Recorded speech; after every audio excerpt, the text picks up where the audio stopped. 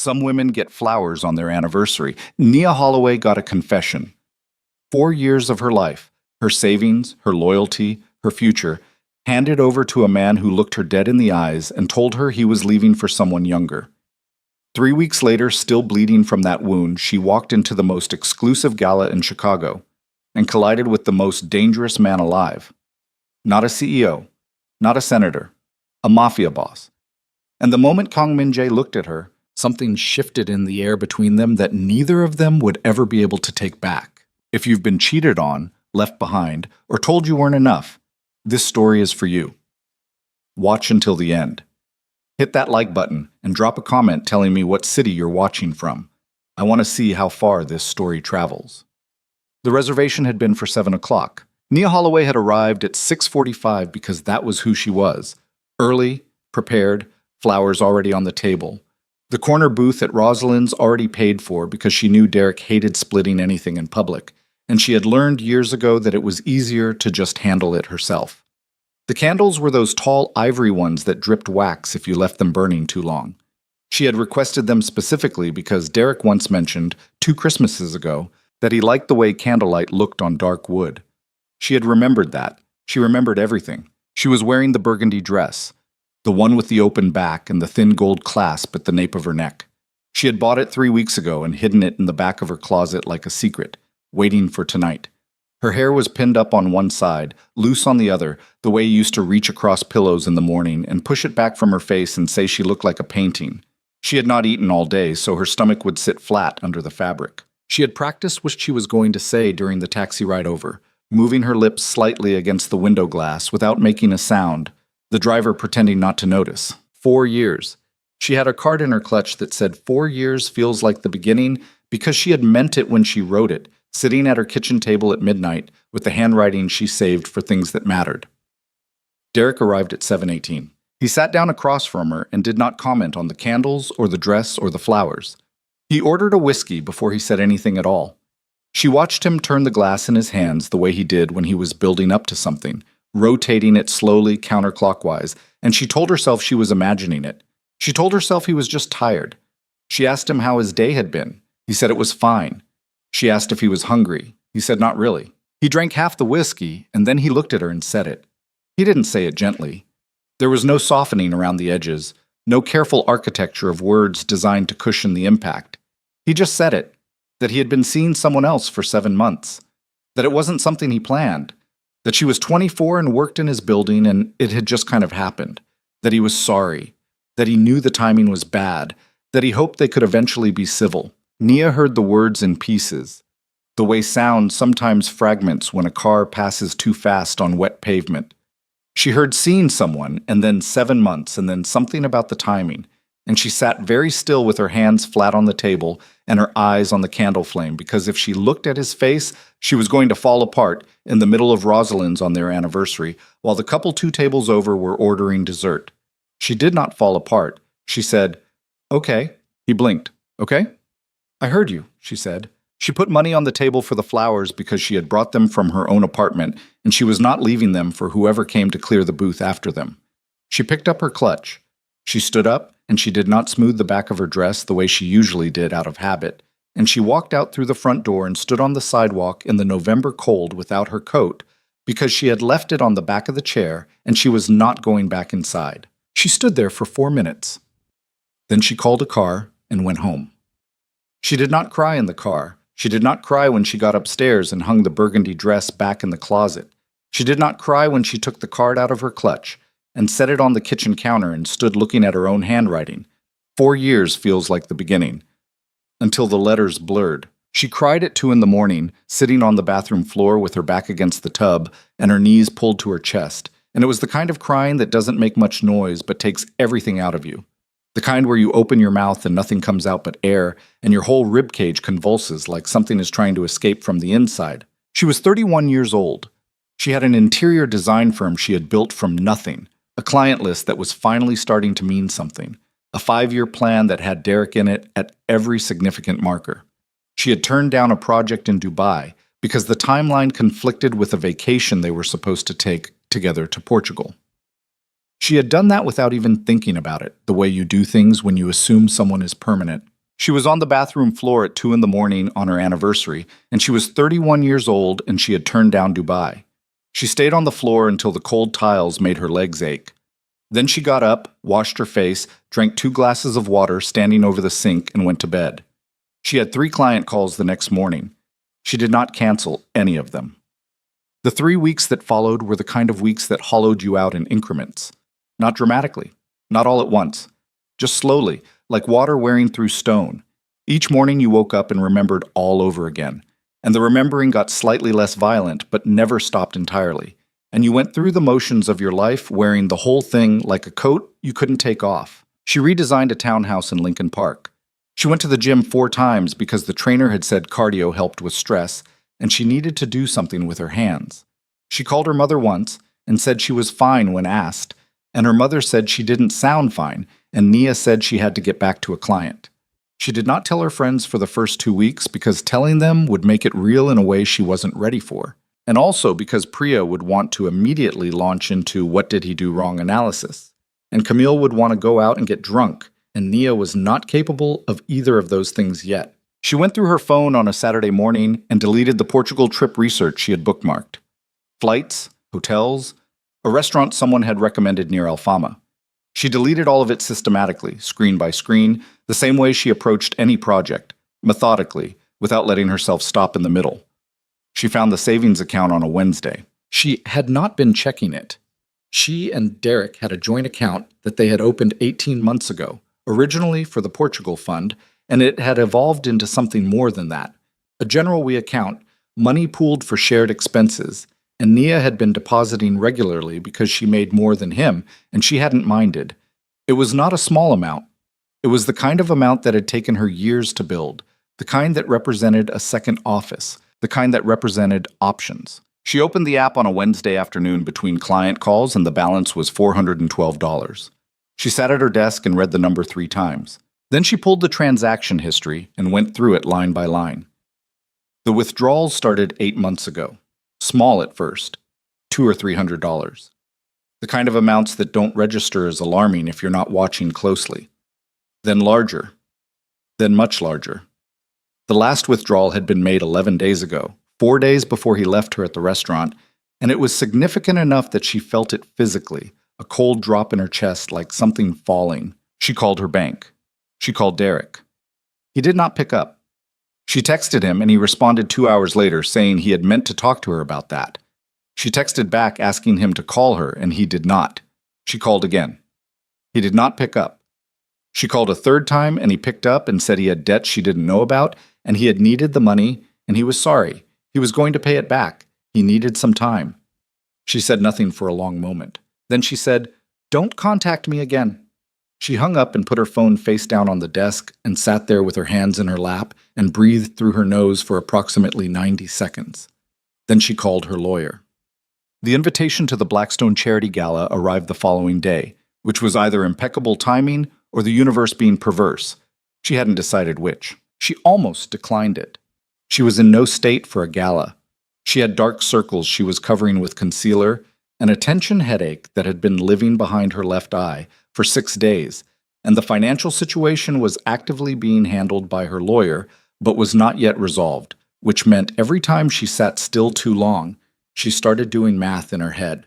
A room full of Chicago's wealthy elite was the last place she wanted to be. But the Blackstone Gala was not just a social event. It was the kind of room where careers moved. It was the kind of room where a designer with Nia's portfolio could spend 4 hours and walk out with 2 or 3 serious leads. She had been trying to get on the invite list for 2 years. The invitation had come through a client who knew someone who knew someone. And if she didn't go, there was no guarantee she would ever get another. She had nothing left to lose by going. She had, in fact, considerably less than she'd had 3 weeks ago. She RSVP'd yes. She wore black. Not the strategic black of someone trying to be elegant, but the black of someone who was not in the mood to make choices about color.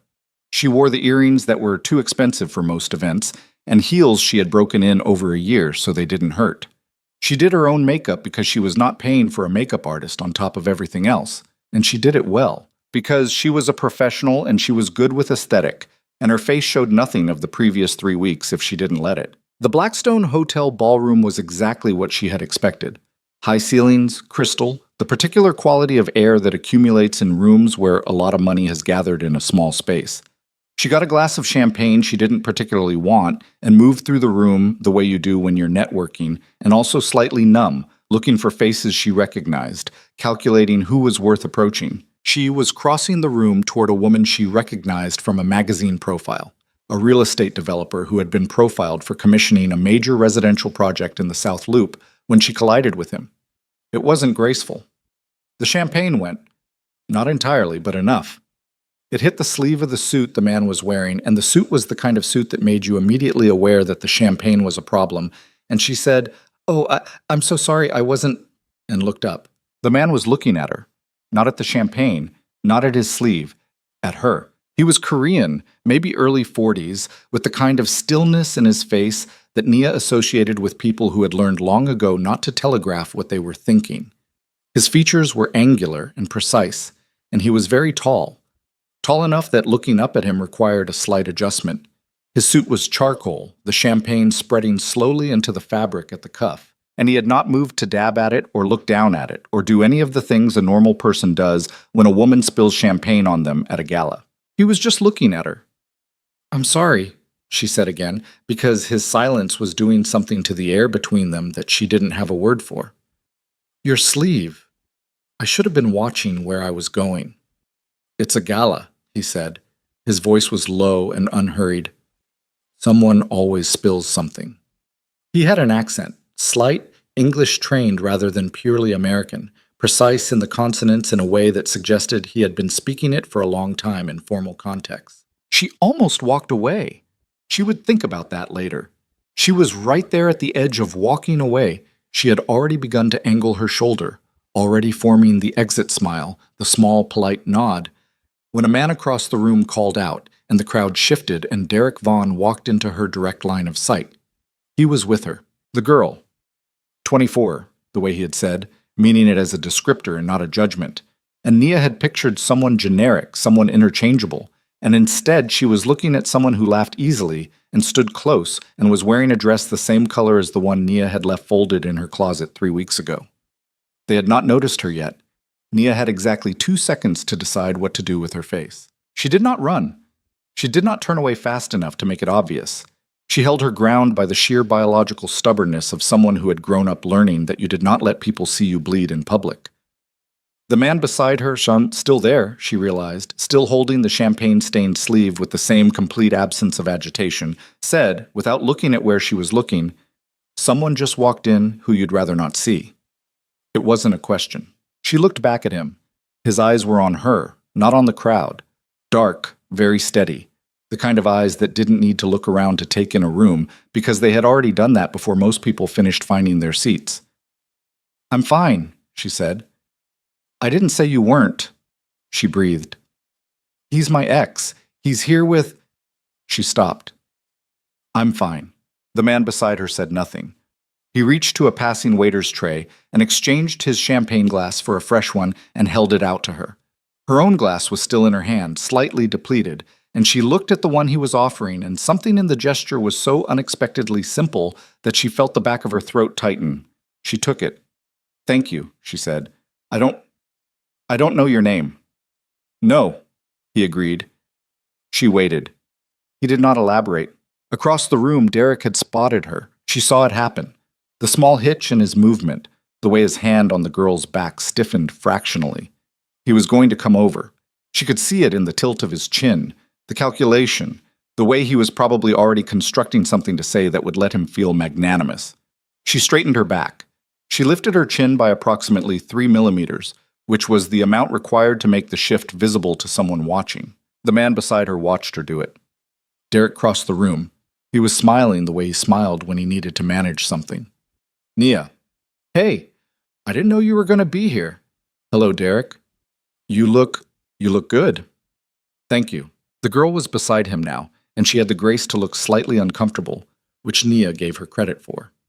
Derek put his hand on the girl's lower back and said, "This is Chloe. Chloe, this is Nia. He hesitated on the verb. Nia watched him struggle with it.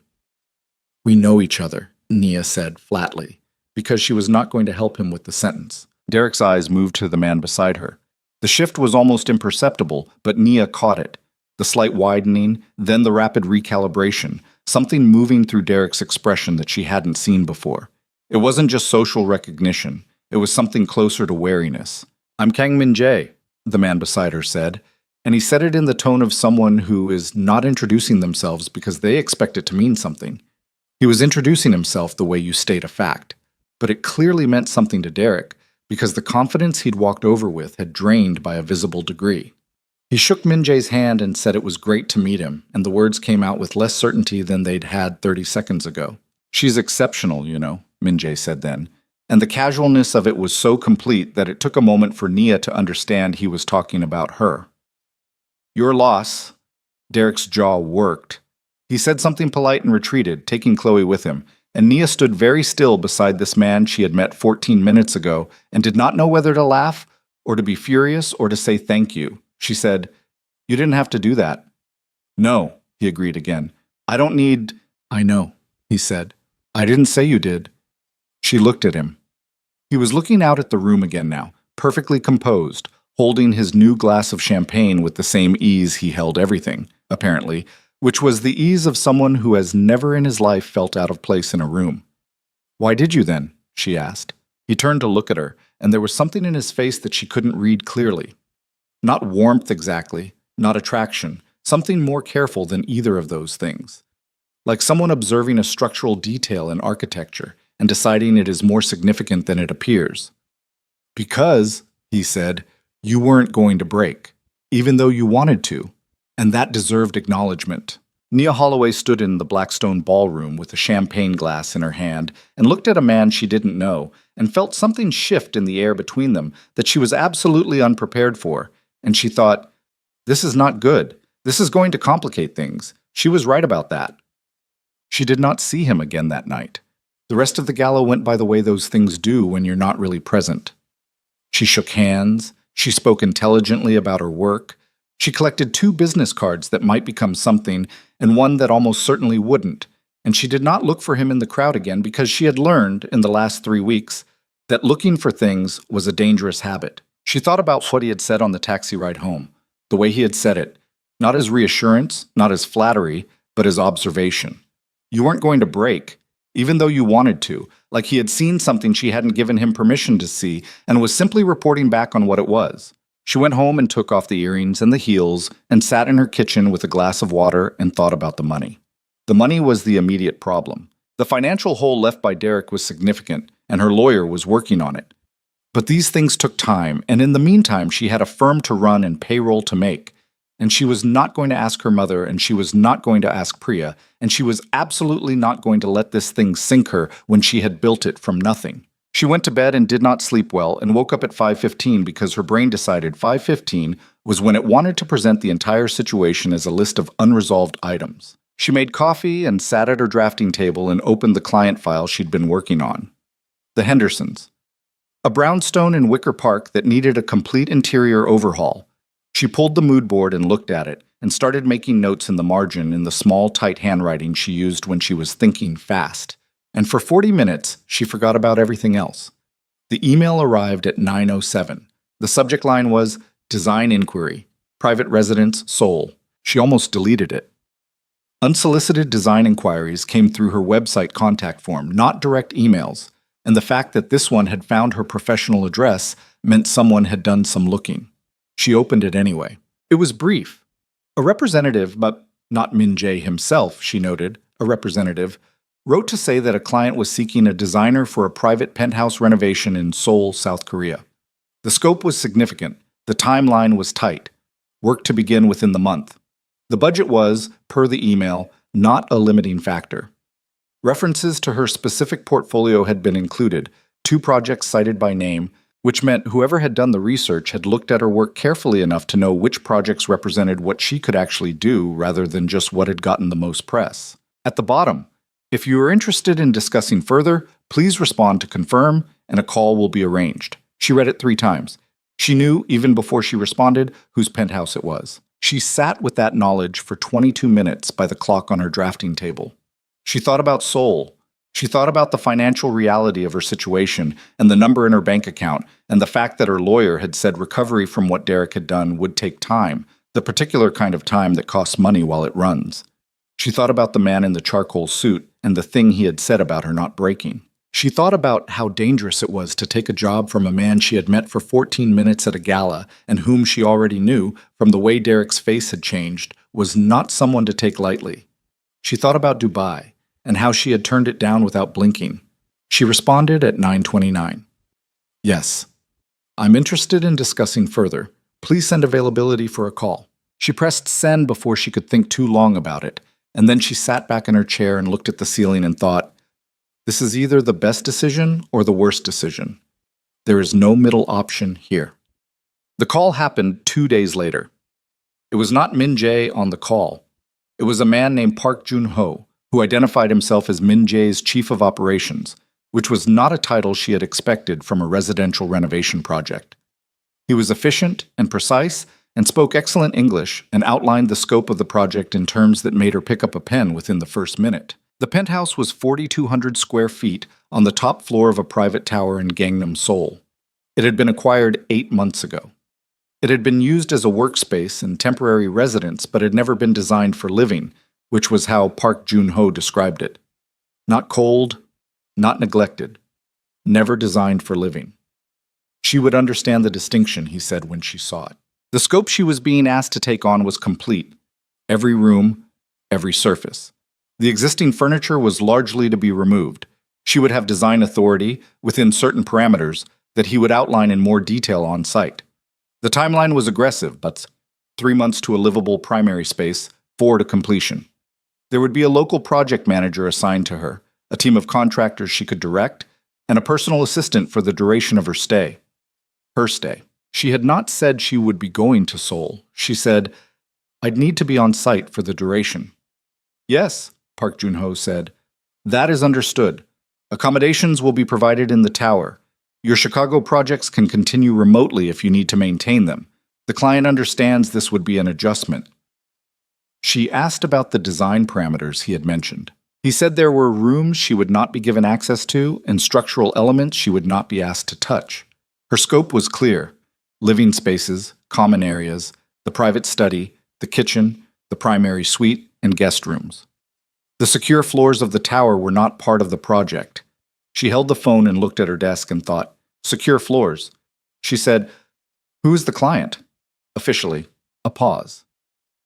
Kang Min Jae is the owner of KM Holdings, a privately held development company, with holdings across real estate, logistics, and technology sectors across Asia and internationally.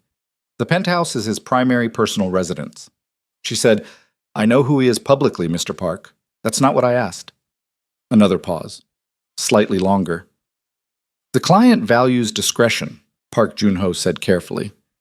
As do we. The same discretion would be extended to you and your work in both directions. It was not an answer. It was also a very specific kind of not answer. She thought about the way Derek had looked at him across the Blackstone ballroom, the widening of the eyes, the involuntary step back. She said, what is the compensation structure? He told her. She wrote the number on the notepad in front of her and looked at it for 3 seconds. It was almost precisely the amount that had been taken from the joint account, plus 40%. She did not ask if that was deliberate. She suspected it was. She suspected that was the kind of detail someone like Min Jae factored in without needing to be asked. She said, I'll need 10 days to arrange my existing client commitments before I can travel. Of course, Park Jun-ho said.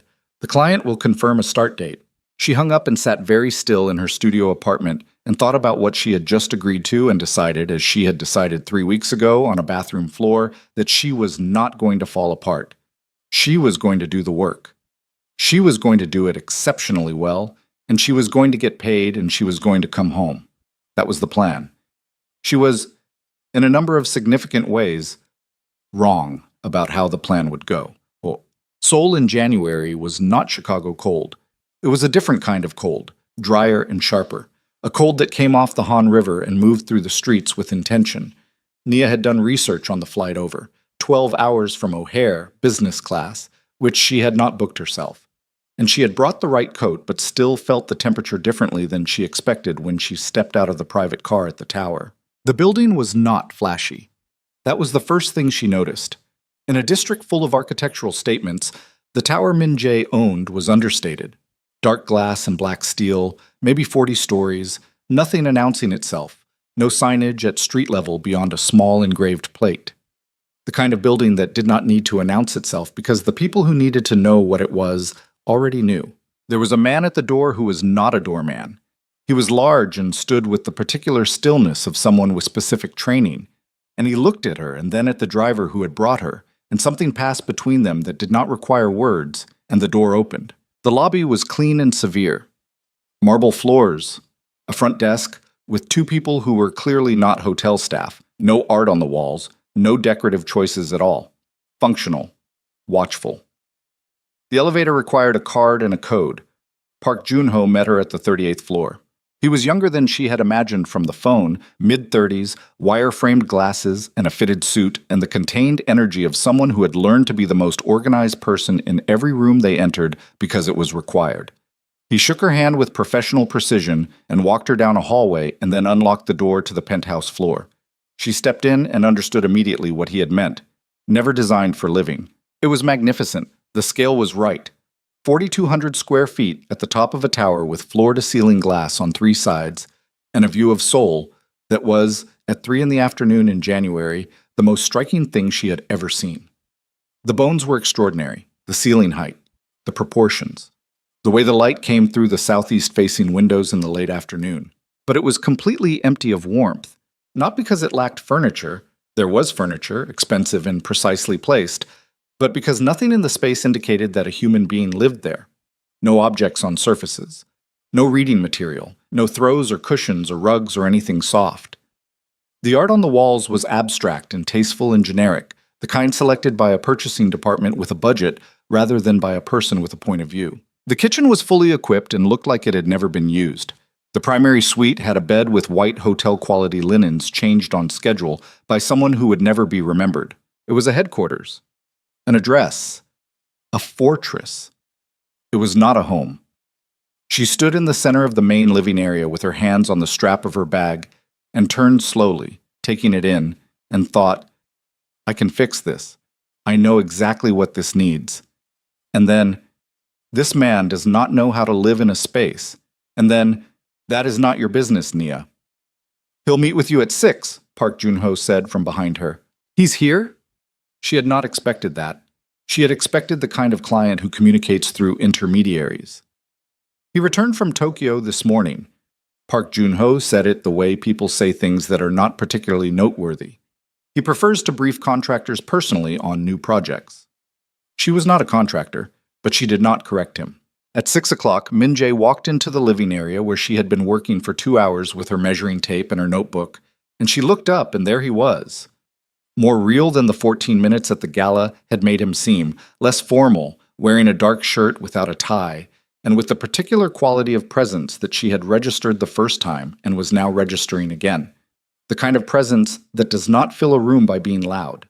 The kind that makes the room rearrange itself around the person. He looked at the notebook in her hands, at the measuring tape on the floor where she had left it, at the 2 pages of preliminary notes she had spread on the coffee table. You started without the briefing, he said. I work better if I have first impressions before I know what someone wants, she said. First impressions are cleaner. He considered this. Then, what are your first impressions? Do you want the diplomatic version or the accurate one? Something shifted in his expression. Not quite a smile, but the movement adjacent to one. The accurate one. She told him. She told him the bones were extraordinary, and the decisions that had been made since were criminally generic. And she used the word criminally without thinking about it, and then thought about it, and he did not react, and she kept going. She told him the lighting was wrong for the space, functional rather than inhabitable. She told him whoever had selected the art had been operating from a budget rather than a point of view, and it showed. She told him the kitchen layout was correct, but the materials were cold, and the small choices that make a kitchen feel used rather than aspirational had been ignored entirely. She told him it didn't feel like anyone lived there. He was quiet for a moment. Then he said, That's correct? She had expected him to push back on something. She said, When was the last time someone asked your opinion on how you actually want to live in a space? Not what's practical, not what's secure, what you actually want. He looked at her for a moment before he answered, and she had the distinct sense that she had asked something he hadn't been asked before, which was strange because it seemed like a basic question. I don't have an answer to that, he said finally. That's where we start then, she said. Min-jae stood in the center of his own penthouse and looked at the woman who had just told him his fortress was not a home, and she could not read his expression clearly enough to know whether she had pushed too far. Then he said, Have you eaten? She had not. The flight had been fine, but the day had moved fast. There's food being brought up at 7, he said, and walked toward the office wing, and Nia stood alone in the middle of the empty living room and realized that was apparently the end of the briefing. She looked at her notebook, at the 2 pages of first impressions. She thought, this is going to be a more complicated 3 months than you planned for. She was right about that too. But what she did not know, on that first evening in the tower, was that 11 floors below the penthouse, in a room without windows that did not appear on any building schematic she would ever be shown, a conversation was happening about her. 2 men. One was Park Jun-ho. The other was a man named Yoon Dae-sung, who handled security and other matters for which there was no official title, and who had been with Min-jae since before the organization became what it now was. Yoon Dae-sung was looking at a file. The file had Nia Holloway's photograph on it, her professional history, her financial situation, current, precise, including the exact amount that had been taken from the joint account and the status of the legal recovery effort, her apartment address in Chicago, her client list, her relationship history, truncated to the relevant recent period, her mother's name, her college education, her health records. He said, She's clean. Park Jun-ho said, Yes. Too clean, Yoon said. Nobody relevant to him has ever been this clean. Park Jun-ho said nothing, which was his way of agreeing. Yoon set the file down. He brought her here himself. That's not a business decision. He says it is. He says a lot of things, Yoon said. He looked at the photograph for another moment, and his expression was not hostile, but it was not warm either. It was the expression of a man running calculations. How long before the Chongliu people find out about the project? If it stays internal, Park Jun-ho said, 2 weeks? Maybe 3. And when they find out there's someone new in the tower? The room was quiet. Someone Min-jae is spending time with, Yoon said. Someone without security, without history, without any reason to be untouchable. Park Jun-ho said quietly, That's the problem. Yoon Dae-sung picked up the file again and looked at the photograph of a woman who was currently 41 floors above him, spreading her first impressions across a coffee table in a penthouse she was about to transform. Yes, he said, that's the problem. And on the 38th floor, Nia Holloway sat at the kitchen counter of a fortress disguised as a home and wrote in her notebook and did not know that she had already, without choosing to, become the most dangerous kind of variable in a world that ran on the elimination of variables. The door to the office wing opened. Min-jae came back into the room and said the food had arrived and he had ordered Korean, and if she had preferences, she should have mentioned them earlier. She said Korean was fine. They sat at opposite ends of the table with the Seoul skyline blazing through the glass behind him, and it was the most ordinary and also the most charged meal she had ever eaten, and she told herself it was jet lag making everything feel more significant than it was. She told herself that.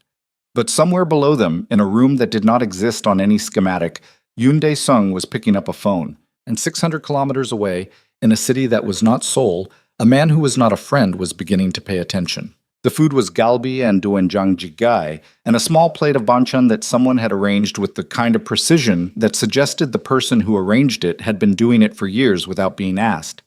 Nia ate carefully at first, not because she was uncertain about the food, but because she was uncertain about the silence.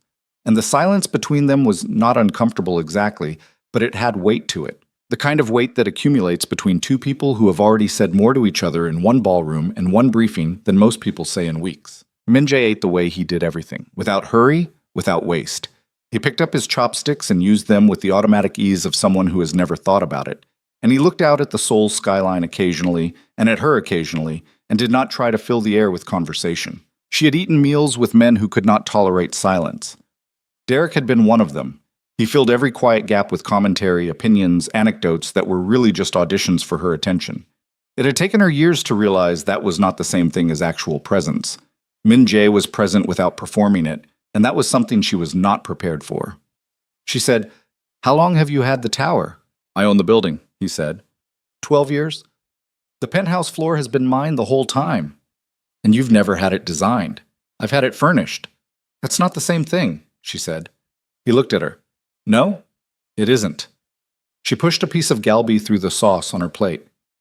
"Can I ask you something that's not about the project?" "You can ask." "At the gala," she said, "you didn't have to say what you said to Derek. You didn't know me. It was 14 minutes. He was quiet for a moment. Not the silence of someone deciding whether to answer, but the silence of someone deciding how accurately to answer. "He was coming over to manage you," Min Jae said. "Like a situation, not a person." "I noticed that." "I know you did," he said. "That's why I said it. You had already decided not to react, but you shouldn't have had to make that decision in the first place." She looked at him across the table, and the Seoul skyline spread out behind him, 40 stories up, and the light was doing something complicated, and she thought, "You are going to be a problem for me." She thought it clearly, and she acknowledged it, and then she picked up her chopsticks again, because acknowledging a problem and solving it were different skills, and right now the immediate task was finishing dinner. "The galbi is good," she said.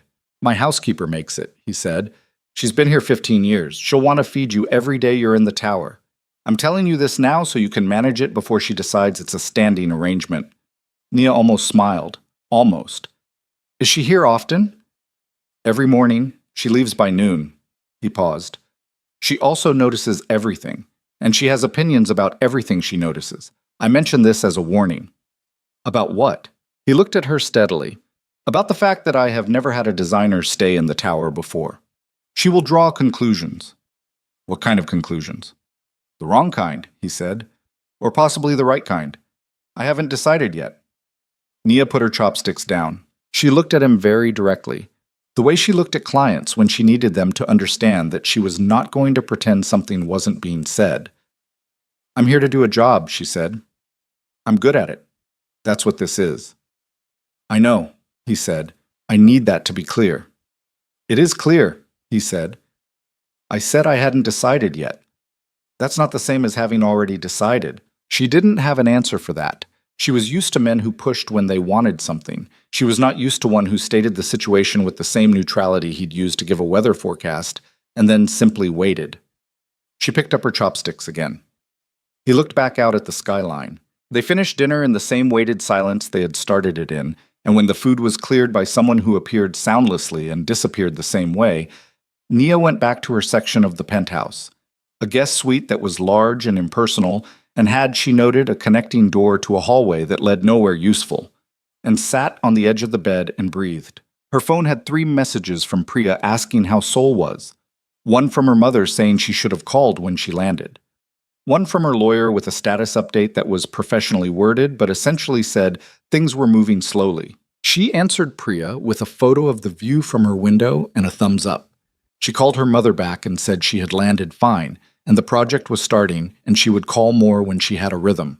She read the lawyer's email 3 times, and then put her phone face down on the nightstand. She lay back on the bed in her clothes and looked at the ceiling of Min Jae's tower and thought about the 11 floors below her that Park Joon-ho had not explained, and the file that Yoon Dae-sung had been looking at, which she did not know about, and the man who had said, "I haven't decided yet," like it was a reasonable thing to say to a woman who was here to redesign his kitchen. She thought, "You need to be very careful, Nia Holloway."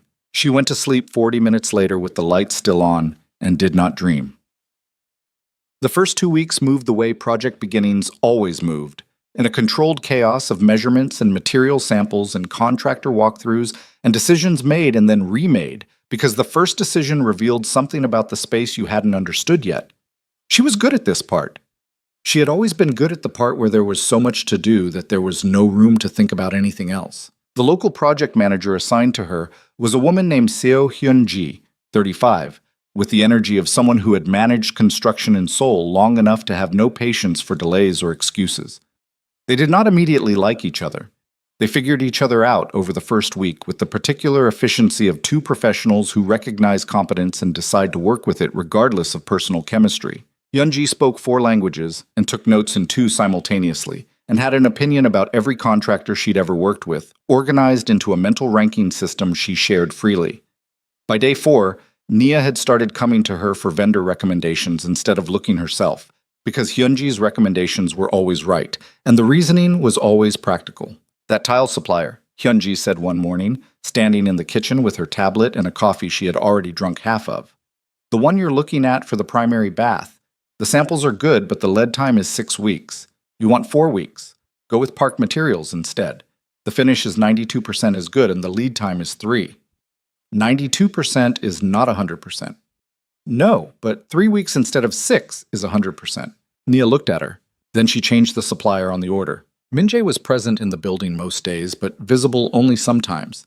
He kept a schedule that she didn't have access to, which was not a surprise but was occasionally inconvenient because she needed answers on certain decisions, and Park Jun-ho, for all his efficiency, consistently deferred to Min-jae on anything beyond the operational. The kitchen countertop material, marble versus honed limestone, required Min-jae's sign-off because of something about the weight load on the custom cabinetry below it that the contractor had flagged. She requested a 15-minute meeting. She got 20 minutes, late in the evening, and Min-jae looked at the samples she had laid out on the floor with the same careful attention he apparently gave everything. He chose the limestone without hesitation. "Marble marks," he said. "Most people prefer the look regardless." "Most people don't spend time in their kitchens," he said. She looked up from the samples. "You cook?" He paused. "Occasionally, badly." "Why do you keep doing it if you're bad at it?" The pause this time was longer. He was looking at the limestone sample. "Because being bad at something in private is different from being bad at something in public." She wrote down limestone in her notebook and said, "That's actually a good reason." He looked at her sideways.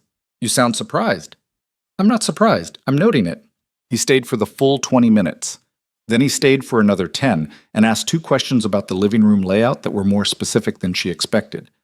Not the broad strokes of a client approving a direction, but the specific questions of someone who had looked at the plans carefully and noticed details. He asked about the depth of the sofa she had specified. He asked whether the secondary seating would allow 2 people to have a conversation without the main piece interfering. She answered both questions, and he listened without interrupting. When he left, she stood in the kitchen with the limestone sample in her hand and thought, "He's been looking at the plans. He's been thinking about what it would mean to actually use the space." That was new. That was something different from 12 years of treating the penthouse as an address. She did not know what to do with that. Yoon Dae-sung appeared in her workspace on a Thursday morning in the 3rd week. She had not been formally introduced to him. She knew him from peripheral awareness, the way you know certain people in a building. She had seen him in the lobby twice, once in the hallway near the elevator, always at a distance and always in motion, and always, she now recognized in retrospect, slightly too aware of where she was relative to him. He came in while she was working alone, Hyunji out at a supplier meeting. He knocked on the open door even though it was already open. She looked up. He was not tall, but he was built with the kind of compactness that reads as density, and his face was closed in a way that was different from Min-jae's measured stillness. Min-jae's face was still because he was thinking. Yoon's face was still because he had chosen for it to be. He walked to the center of the room and stopped and looked at what she had done to the space. She had transformed the main living area substantially already. The generic art was down. The contractor had installed the first of the lighting changes. Warm-toned pendants in the kitchen and recessed ambient lighting in the main room that changed the entire temperature of the space.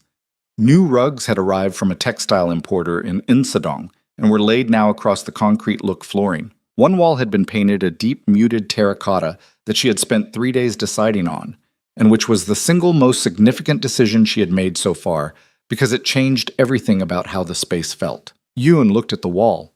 "He approved that color?" he said. "He approved the whole plan," she said. "Yes." "He doesn't like warm colors." "He said he didn't have an opinion," she said, "which is different." Yoon looked at her. "You should know that I run security for this building and everything associated with it." "I gathered that." "Then you should also know that I've been watching you for 3 weeks." "I know," she said. She said it evenly, because she had known. She had felt it, the particular awareness of someone keeping track. Do you want to ask me whatever you came here to ask me, or is this more of an orientation visit? His eyes were flat but not stupid. He was evaluating her, she realized, the way you evaluate something that has entered your operational environment. Not hostile yet, but not safe yet either. You're not what he usually brings into the tower, Yoon said. I'm his designer. That's what this is filed as, he said. That's not what it is. She put her pen down. She gave him her full attention, which was a choice because her full attention was something she usually had to be provoked into giving. What do you think it is? A liability, Yoon said, without necessarily being your fault. Say it plainly. He looked at her for a moment, then, there are people who pay close attention to what Min-jae values. Not the business. The personal. In 15 years, there has been almost nothing personal for them to pay attention to. He paused. You've been in this tower 3 weeks. You've had dinner with him 6 times. Shi Hyunji has noticed. The housekeeper has noticed. People outside this building are beginning to notice. Nia held very still. What are you telling me? That being noticed is something Min-jae cares about, Yoon said. Makes you a target. The word landed in the room without drama. He had said it like a fact, which was worse than if he had said it like a threat. She looked at him and thought about the building's lobby. The man at the door who was not a doorman. The elevator code. The secure floors that did not appear on any schematic. She said, Does he know you're telling me this? No, Yoon said. Why are you telling me? He was quiet for a moment. Because I've been doing this long enough to know that the people who don't understand the situation are always more dangerous to him than the people who do. He picked up one of the tile samples from her work table and turned it over in his hands without really seeing it. You have the option of being a person who understands the situation. She said, and if I understand it, what am I supposed to do with that? Decide, he said, whether the project is worth finishing. He put the tile sample down. He looked at the terracotta wall one more time. Good color, he said, and walked out. Well, she did not tell Min-jae about the conversation. She told herself it was because there was nothing to tell. Yoon had stated facts, not made demands, and she was an adult who could assess her own situation. She told herself this and knew it was partially true, and also partially the fact that bringing the conversation to Min-jae would require her to acknowledge, out loud between the two of them, that there was a personal dimension to her presence here that warranted someone coming to warn her. And she was not ready to have that conversation. She worked instead.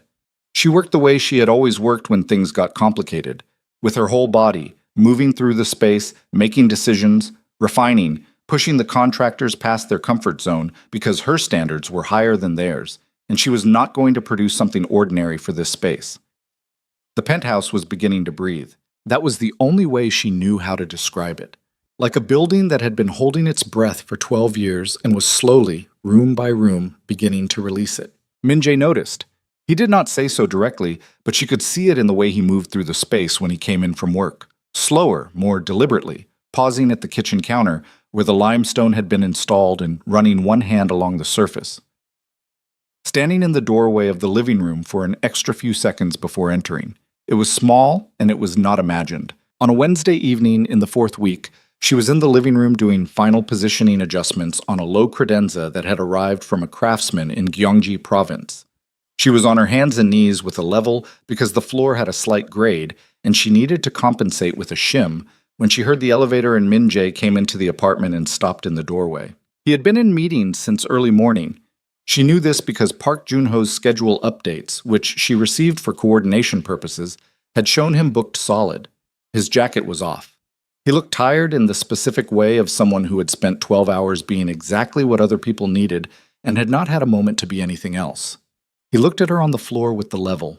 He looked at the credenza, which she had found in a warehouse in Mapogu and had refinished herself over 2 evenings with Hyunji's very skeptical assistance because the original finish was wrong and the craftsman was unavailable. He said, "You refinished that yourself." It had the wrong undertone. The original was too yellow. "You refinished antique furniture in my penthouse. With your materials," she said. "I used the wood stain from the sample kit the contractor left, which I asked your operations team about before doing." He looked at her for a long moment. Then he crossed the room and crouched beside her and looked at the level. "It's reading 0.2 degrees off," she said. Is that enough to matter? It matters to me. He said nothing for a moment. He was very close, and she could smell the day on him. Not unpleasant, just the particular smell of someone who had been in rooms and cars and other rooms for many hours. And it was more human than she had allowed herself to think about. And she did not let herself think about it now either. He said, "Yoon spoke to you." It was not a question. She looked up from the level. "Yes." "When?" "3 days ago." He was very still. She could not see his face from this angle. "He wasn't authorized to do that," Min-jae said. "He was doing his job," she said, "as he understands it.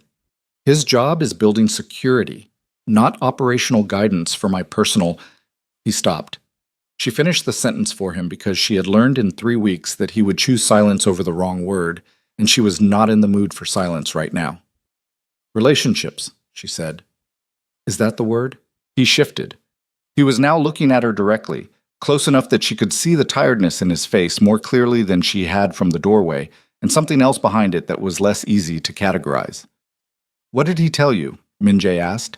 "That being here makes me a target, that people watch what you value, that I should decide if the project is worth finishing." He breathed through his nose. And I'm still here," she said. "I have a credenza to level." He looked at her for a long moment, and whatever was in his expression in that moment was something she did not have practice reading because it was not an expression she had seen on many people's faces. It was something that looked like being seen and not knowing what to do about it. He stood up. He went to the kitchen and came back with a folded piece of cardboard. He knelt back down and fit the makeshift shim under the right front corner of the credenza. She checked the level, 0.0. She sat back on her heels. He was still kneeling next to her. "That was my job," she said. "I know," he said. They were close enough that speaking quietly was adequate. Close enough that she was aware of his breathing and the fact that her own had changed rhythm slightly, which she noted and did not address. "Nia," he said. It was the first time he had used her name without anything attached to it. Not her last name as a form of address, not Miss Holloway the way Park Joon-ho used it. Just her name, and the way he said it told her something about how carefully he had been not saying it. "Don't," she said. He was quiet. "I know what you're going to say," she said, and she wasn't sure that was true, but she said it anyway, because there were things she needed to not hear yet. "And I need you to not say it right now." He held there for a moment longer. Then he stood up and went to the kitchen, and she heard him fill a glass with water and drink it. She stayed on the floor by the credenza. When he came back to the doorway, he said, "I have a call at 9. I'll be done by 10:30.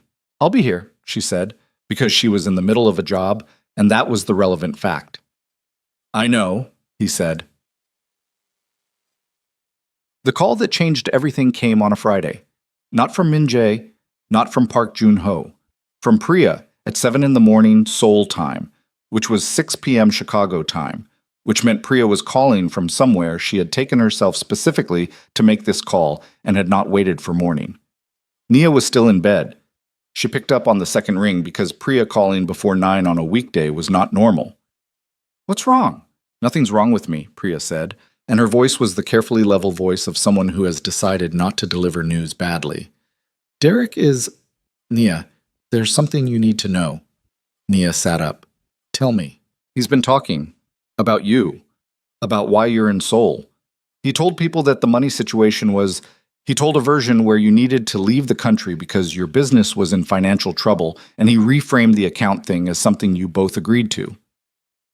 The words came out tight and fast, which was what Priya did when she was furious and trying to report rather than react.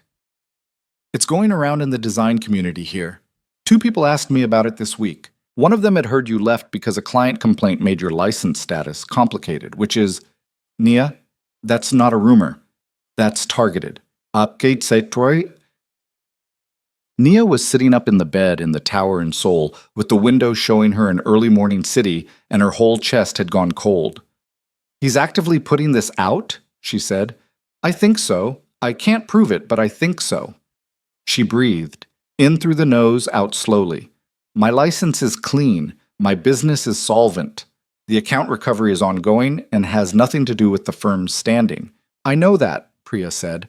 "Your actual clients know that, but the peripheral stuff, the people who might refer you, the people who know you casually." "Nia, This kind of thing sticks if you're not here to counter it. She looked at the Seoul skyline through the floor-to-ceiling glass.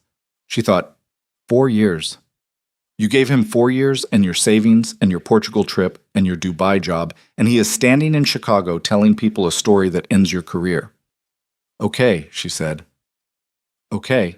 I heard you, she said, the same thing she had said at Rosalind's. The same 2 words, the same containment strategy.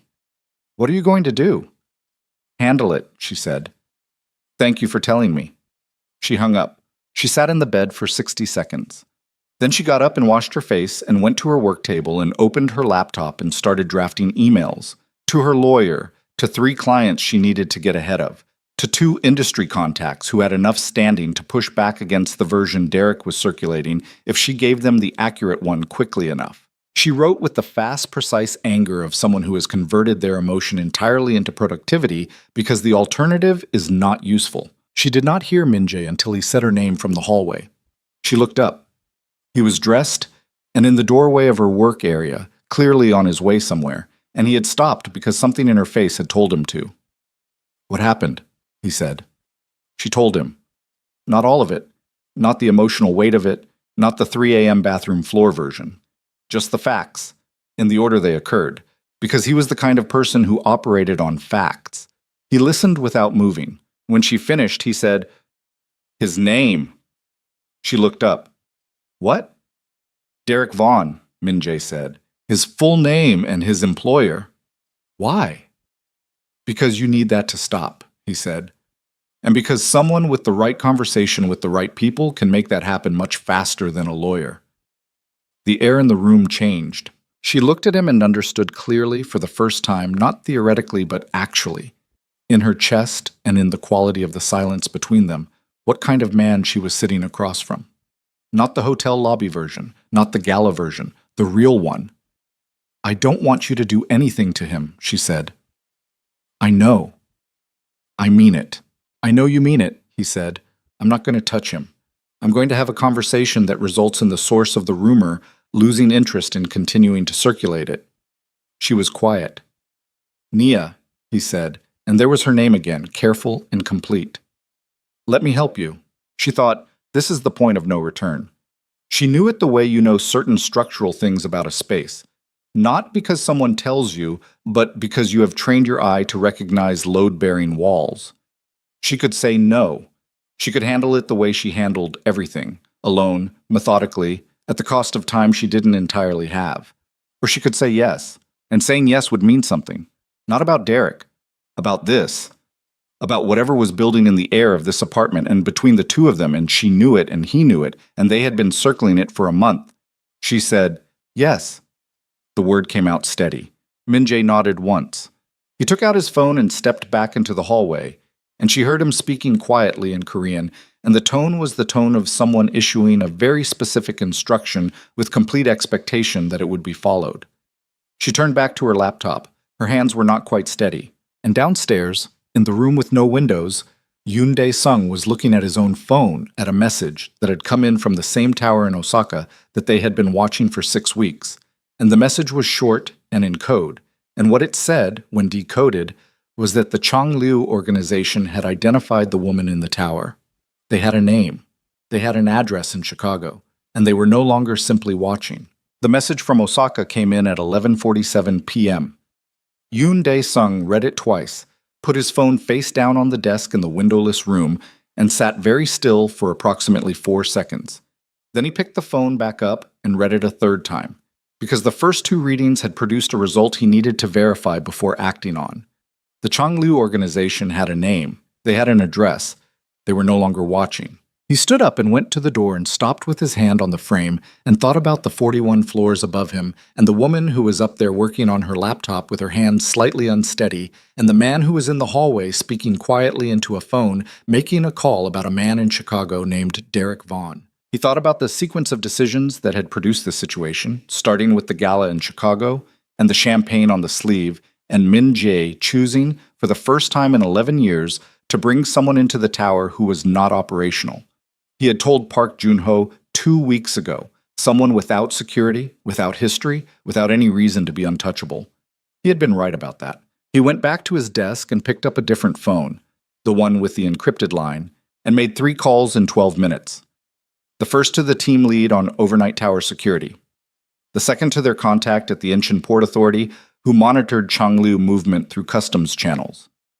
The third to a man in Osaka whose job it was to know things before they became problems, and who had, in this instance, been approximately 36 hours behind. Then he went upstairs. Min-jae was still in the hallway when the elevator opened. He had finished the call about Derek and was standing with his phone at his side, looking at nothing in particular, and he turned when Yoon came off the elevator and read Yoon's face the way he had been reading Yoon's face for 15 years, which meant he understood within 3 seconds that this was not an update visit. Inside, Min-jae said. They went into the study, the one room in the penthouse that Nia had not yet touched because it was not in her scope, which meant it still looked the way the apartment had looked before her, functional and cold and full of things that had function but no warmth. Min-jae closed the door. Yoon told him. He watched Min-jae's face as he said it. In 15 years, he had watched Min-jae receive bad news of many varieties, and he had developed a taxonomy of Min-jae's responses, the particular tightening around his jaw that meant he was recalculating rather than reacting, the way his hands went still when something had moved from manageable to serious. He watched all of those things happen now in the space of about 8 seconds.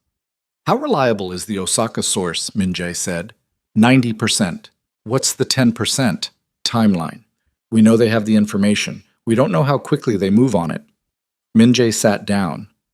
He did this rarely, sat down in the middle of a conversation rather than standing, and it told Yoon more than the sitting down itself would normally tell.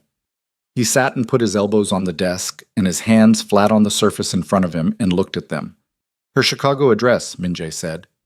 Yes. Not this building. Not yet, Yoon said. Changlu doesn't have the tower location formally connected to her yet. What they have is the design firm, the Gala connection, and the Chicago apartment. Our read is they're building leverage before approach. They want something to threaten. They're not moving to actually harm her yet. Yet, Min-jae said. Yet. Min-jae was quiet for a moment. Outside the study's single small window, the only window in the penthouse that faced north rather than the skyline, the Seoul night was doing what it always did, which was proceed without concern for what was happening in the rooms beneath it. I need to tell her, Min-jae said. Yoon said nothing. She needs to know what she's in. Yes, Yoon said. She does. He paused. I tried to give her the outline 3 days ago. Min-jae looked at him. Without authorization, Yoon said. I know. I made a judgment call. What did she do with it? She stayed, Yoon said. She said she had a credenza to level. Something moved through Min-jae's expression. Not humor, not quite, but the proximity to it. Gone in a second. She shouldn't have stayed, he said, and the way he said it was not about her judgment. It was about his. It was about the fact that he had let this happen, had let the 14 minutes at the gala become a phone call, become a flight, become a month of dinners and evenings in a space that was slowly becoming something other than a fortress, and in doing so had handed the people who watched him the most useful weapon they had found in years. No, Yoon agreed, she shouldn't have, but she did. So now we manage what's real, not what should have happened. Min-jae stood up. He went to the door of the study and opened it. Nia was visible through the open door of her work area, still at her laptop, still composing the emails she had been composing when he had left the hallway. The lamp at her work table was the only light still on in the main penthouse space, and it lit her in the particular way of a lamp doing focused work.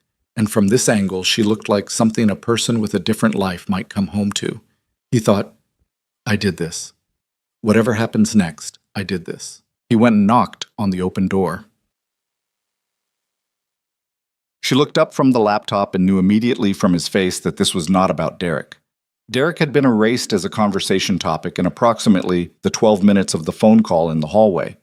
Whatever Min-jae had arranged would take effect quietly and in its own time, and Derek Vaughn would find that the version of events he had been circulating lost all traction without him ever knowing why. That part was handled. This was something else. Close the laptop, he said. She closed it. He sat down across from her at the work table. Not in the chair she used for clients, the wider one she'd brought in herself, but in the straight-back chair that was technically for storage purposes and was now functioning as a seat because he needed to be at eye level with her for this. He told her. He did not soften it. He told her about the Changlu organization, who they were, what their operational history looked like, why they paid attention to him and had been paying attention to him for 3 years. He told her about the message from Osaka. He told her they had her name and her Chicago address and had connected her to his building through the gala and through his known movements. He told her she was not safe. She sat across from him and listened without interrupting, which was what she always did when information was being delivered, because she had learned that interrupting the delivery of information before it was complete resulted in incomplete information. She kept her hands flat on the table. She kept her breathing even. She listened to every word he said, and she felt, behind her ribs, a very slow and spreading cold that was not fear exactly, but was the feeling that preceded fear, the feeling of a situation resolving into its actual shape from a shape you had thought it was. When he finished, she said, "How long have you known this was possible?" He did not look away. "From the gala." "You knew from the gala that bringing me here could do this." "I knew it was a risk," he said. "I assessed the risk as manageable." "And now?" "And now," he said, "I was wrong." She breathed. "You should have told me," she said, and her voice was very quiet and very flat. "You hired me for a project. You flew me to another country. You let me—" She stopped. She restarted. "You let me settle in. You let me make decisions about this space like I was going to be here and like it was safe to be here, and you knew the whole time that your enemies were capable of—" "I made a calculation," he said. "Don't," she said. The word came out sharp. "Do not give me the operational version of this. I am a person who is sitting in your building in a foreign country, and someone on the other side of an ocean has my home address. Don't tell me you made a calculation." He held her gaze. "You're right," he said. "I should have told you earlier." She stood up. She needed to be standing. She went to the window and stood with her back to him and looked at the Seoul skyline that she had been looking at for a month, and that had started to feel in the stupid, naive way that things feel before they don't anymore, like something that belonged partially to her. "What happens now?" she said. "Now," he said, "I move you to a secure location, not the tower, somewhere off the grid. A team goes to your Chicago apartment and removes anything that can be used as leverage. You don't go back there until this is handled." She turned around. "How long does that take?" He was quiet for exactly 1 second, which was enough. "Min Jae," she said. "How long?" "Weeks," he said. "Possibly longer. Changlu is not a small operation. Dismantling the threat structurally takes time." She laughed. Not the warm kind, the hollow kind, the kind that comes out when something is so far from what you planned that laughing is the only physiological response that makes sense. "I have a business," she said. "I have clients. I have a lease on an apartment in Chicago that I am apparently not allowed to go back to." "I know." "You know," she said, "and that's what you've got." "No," he said. "I also have resources, and I have the ability to fix this, and I'm telling you I will fix this, but I need you to trust me enough to let me do it the right way." The word trust landed in the room between them, and they both heard it land.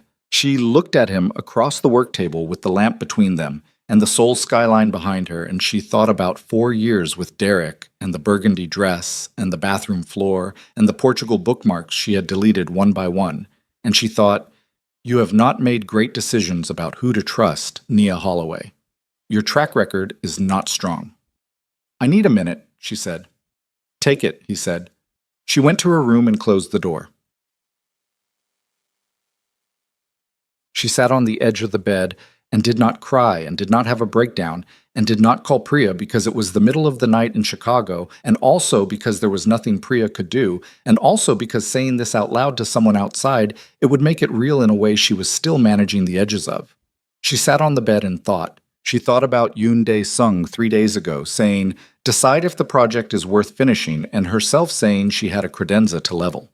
She thought about Min Jae's hands flat on his desk, and the 12-minute phone call in the hallway, and the limestone countertop and the terracotta wall, and the way he had said her name the first time without anything attached to it. She thought about the fact that her chest was doing something she did not have permission to let her chest do, and that this was possibly the worst timing in the history of human feelings. She sat there for 7 minutes. Then she got up, washed her face for the second time that day, and went back to the work table. Min-jae was still in the straight-backed chair. He had not moved. He had the quality of someone capable of waiting without it costing him, which was either a gift or the result of a very long education. She sat back down across from him. "Tell me what the secure location is," she said. Something moved in his face. Not relief. He was too controlled for relief to show clean, but the reduction of something that had been present before she came back into the room. "A property in Yongin," he said. 40 minutes from the city. Residential neighborhood, nothing flagged to my name directly. Full security team, unmarked. You'd continue the project remotely for the time being. Hyunji can manage on site." She thought about the penthouse half-finished behind her, the primary suite that was not yet done. The second bathroom she had been excited about because the light in there was extraordinary at noon, and she had a tile in mind that would make it sing. "I'm not stopping the project," she said. "I know. I'll go to Yongin, I'll work from there, but I'm finishing what I started." He nodded once. "And Min-jae." She looked at him steadily. "If anything else is happening that affects my safety, and you know about it, and you choose not to tell me because you've run a calculation, I will leave. Not because I'm afraid, because I won't be managed like a situation." He held her eyes. "Understood," he said, and he said it with the full weight of someone who does not use that word without meaning it. She said, "Okay." They sat for a moment in the lamplight with the city behind them. Then he said, "Pack for a week. We move at 5 a.m. She stood up. She went to the closet and started pulling clothes from hangers, with the systematic efficiency of someone who had packed and unpacked herself many times and knew how to do it without feeling it. She did not let herself feel it. Not yet. At 4:40 a.m., while Nia was checking the zipper on her bag and Min-jae was in the hallway with Yoon going over the departure route, Park Joon-ho's phone received an alert from the monitoring system on the tower's external camera network. He was already awake. He had been awake since Yoon's call. He looked at the alert. He looked at the camera timestamp. He looked at the vehicle make and the partial plate that the system had flagged and cross-referenced with the Changliu surveillance file they had been building for 3 years. He went to the hallway.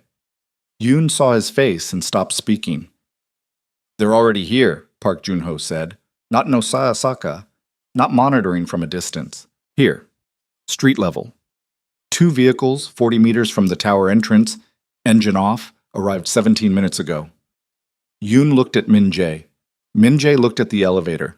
At the floor indicator above it, currently showing 38, showing Nia's floor, showing the floor she was standing on right now, checking the zipper on a bag she had packed to leave at 5 a.m., which was now 20 minutes away and no longer the plan. "Change of route," Min-jae said, and his voice had shifted into something Nia had not heard from him yet.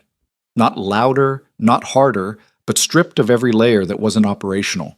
The voice of a man who had built his empire on moving faster than the people who came after him. "Parking level, service exit, now." Yoon was already on his radio. Min-jae went to Nia's door and knocked twice, and opened it before she could answer because there was no longer time for the sequence of knocking and waiting. She was standing with her bag on her shoulder, coat on, ready, and the look on his face stopped her mid-breath. "We're going now," he said. "Not 5 a.m. Now, don't ask me why until we're in the car." She looked at him for 1 second, just one. "Okay," she said. They moved. Kot. The service elevator was in the back of the tower, accessed through a door in the utility corridor that did not appear on the building directory. Yoon went first, then Nia, then Min-jae. And the elevator was slower than the main ones, and the fluorescent light inside it hummed at a frequency that set Nia's teeth slightly on edge, and the ride down to the parking level took 90 seconds that felt like considerably longer. The parking level smelled like concrete and engine coolant. It was mostly dark.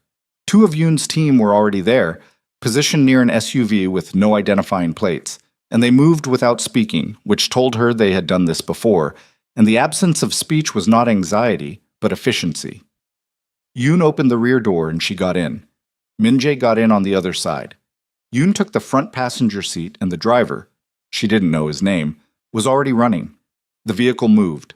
Nia sat in the back seat in the dark of the parking level and then in the briefly lit tunnel of the exit ramp, and then in the Seoul streets at 4:43 in the morning, which were not empty, but were close enough to it that everything felt exposed. And she held her bag in her lap and kept her breathing even, and did not ask what was happening because he had told her not to ask until they were in the car. And they were in the car, but she could see from the set of Yoon's shoulders in the front seat that this was not the time for the explanation. She looked at Min Jae. He was looking at his phone, then out the window, then at Yoon. She said quietly, "We were already being watched, before tonight." It was not a question. He looked at her. "They didn't move because of Osaka," she said. "Osaka was the message telling you they were going to move. They had already moved." He held her eyes and said nothing, which confirmed it. She looked out the window at a Seoul that was doing nothing wrong, that was just a city at 4:43 a.m. with its streetlights and its convenience stores and its people who were somewhere sleeping and not in a car with blacked-out windows, moving through back streets toward a property in Yongin whose address she did not know. She thought about the Chicago apartment, her drafting table, the mood boards pinned to the wall, the coffee maker that took exactly 4 minutes and produced the only decent cup she'd found after 3 weeks of trying different settings, the neighbor's cat that sometimes sat on the shared landing and let her scratch its ears on the way to the elevator. She thought, all of that is gone for now, maybe longer. You don't know how much longer. She thought, and you said yes. You sat at that work table and he asked you to trust him, and you said yes, and you meant it. And that is still true right now, at 4:43 in the morning, in a car that is moving too fast through streets. You don't know. She breathed. The car hit the expressway and the city fell away behind them, and Min Jae's hand, in the dark of the back seat, moved toward hers on the center console. Not grabbing, not reaching, just moving until the edge of his hand was against the edge of hers. A contact so slight it could be the movement of the car. She did not move her hand away. They drove. And in the tower 40 minutes behind them, in the utility corridor outside the service elevator, 2 men who were not building staff and did not appear on any visitor log moved through the space with flashlights and the specific certainty of people who had been given a floor number and a room number and a face. They found the guest suite. They found the lamp at the work table. They found the mood boards pinned to the walls and the material samples spread across the surface and the measuring tape left on the floor by the credenza and the notebook open to the last page she had written in, which was a page of dimensions and material notes, and in the margin, in the small, tight handwriting she used when she was thinking fast, a single line that was not a design note. He said I wasn't going to break, even though I wanted to, and that deserved acknowledgement. One of the men photographed the room, the other photographed the notebook, then they photographed the line in the margin, and sent it, along with the room number and the confirmation that she was no longer there, to a man in a city 600 kilometers away who had been waiting for exactly this. Not the room number, not the confirmation of the departure, the photograph of the line in the margin, because that was not a designer's note. That was the proof of what she was too. The property in Yongin was a house that did not look like a safe house. That was the point of it. It sat on a residential street between a retired couple's garden and a family whose children left shoes on the front step. And from the outside, it was a 2-story house with a gray tile roof and a persimmon tree in the front yard that had dropped most of its leaves and looked cold and ordinary in the pre-dawn dark. The security was embedded rather than visible. Cameras in the eaves that read as weatherproofing, reinforced door frames that looked like renovation. 2 men in a vehicle parked 50 meters down the street who looked like nothing at all. They arrived at 5:31 a.m. Nia got out of the car and stood on the frost-stiffened grass and looked at the house and breathed the cold air, and her legs were slightly unsteady from 90 minutes of sitting rigid in the back seat with her hand against Min Jae's and her brain running through the same loop it had been running since the parking level. You left the tower, you are in Yongin, someone had your floor number and your room number. The project is half finished, your apartment in Chicago has been compromised, and the only person in this country who knows your full name and what you look like when you're thinking is standing 4 feet to your left. She steadied her legs through will alone.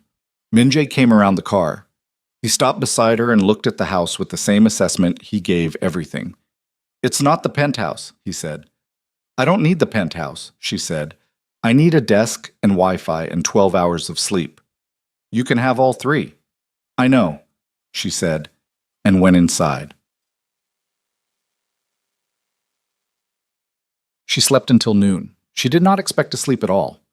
She lay down on a bed in a room on the second floor that was plain and clean and had a window that showed the persimmon tree and the gray morning sky, and she thought, I will lie here and think through the situation and make a list, and then I will get up and start handling it. That was the plan. She was asleep in 6 minutes. When she woke up, it was noon, and the light through the window had shifted, and there was the distant sound of someone moving in the kitchen below, and the smell of something being cooked, and for approximately 4 seconds she did not remember where she was, and those 4 seconds were the best 4 seconds she had experienced in recent memory. Then she remembered. She got up. She washed her face in the small bathroom. She looked at herself in the mirror for a moment. The dark circles, the set of her jaw, the fact that she had slept in her clothes, and she said to her own reflection quietly, You're still here. Handle it. She went downstairs. Min-jae was in the kitchen.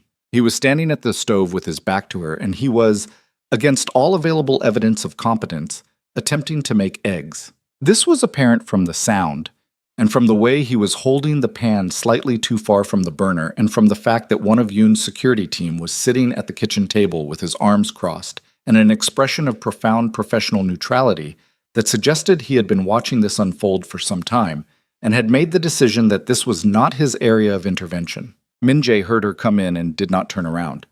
They told me there was food in the refrigerator. I looked at the food. I decided eggs were the safest choice. She looked at the pan. You've got the heat too high. I know that now.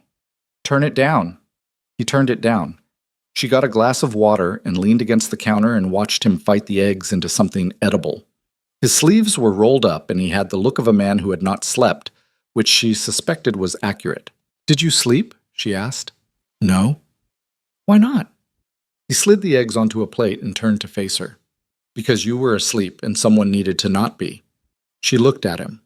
At the rolled sleeves and the tiredness he was carrying with the same composure he carried everything and the plate of eggs he was holding out to her, because the alternative had been waiting for her to wake up with nothing ready. She took the plate. She sat at the table and ate the eggs, which were slightly overcooked, but not wrong, and he poured 2 cups of coffee from a machine that someone had set up and stocked, and he sat across from her and drank his coffee, and the security team member at the end of the table looked at his phone with tremendous focus. She said, Tell me what's happening. He put his cup down. He told her. Yoon had run a full trace on the 2 vehicles from the tower. Both were connected to a logistics company that was 3 shell entities removed from Changlu's known financial structure, close enough to confirm, not close enough for anything legally actionable. The men who had entered the tower were gone.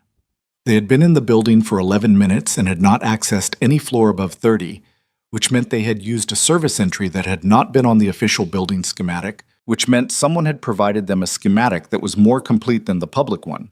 That last part was the problem within the problem. Someone inside the tower's operational circle had given Changlu information about the building's actual layout. Not a contractor, not a service vendor. The level of detail required meant someone with genuine access. You have a leak, she said. Yes, he said. Do you know who? Yoon has 3 candidates, he said. He'll know within 48 hours. She thought about Yoon Dae-sung, the flat eyes, the density of him, the way he had said good color about her terracotta wall before walking out.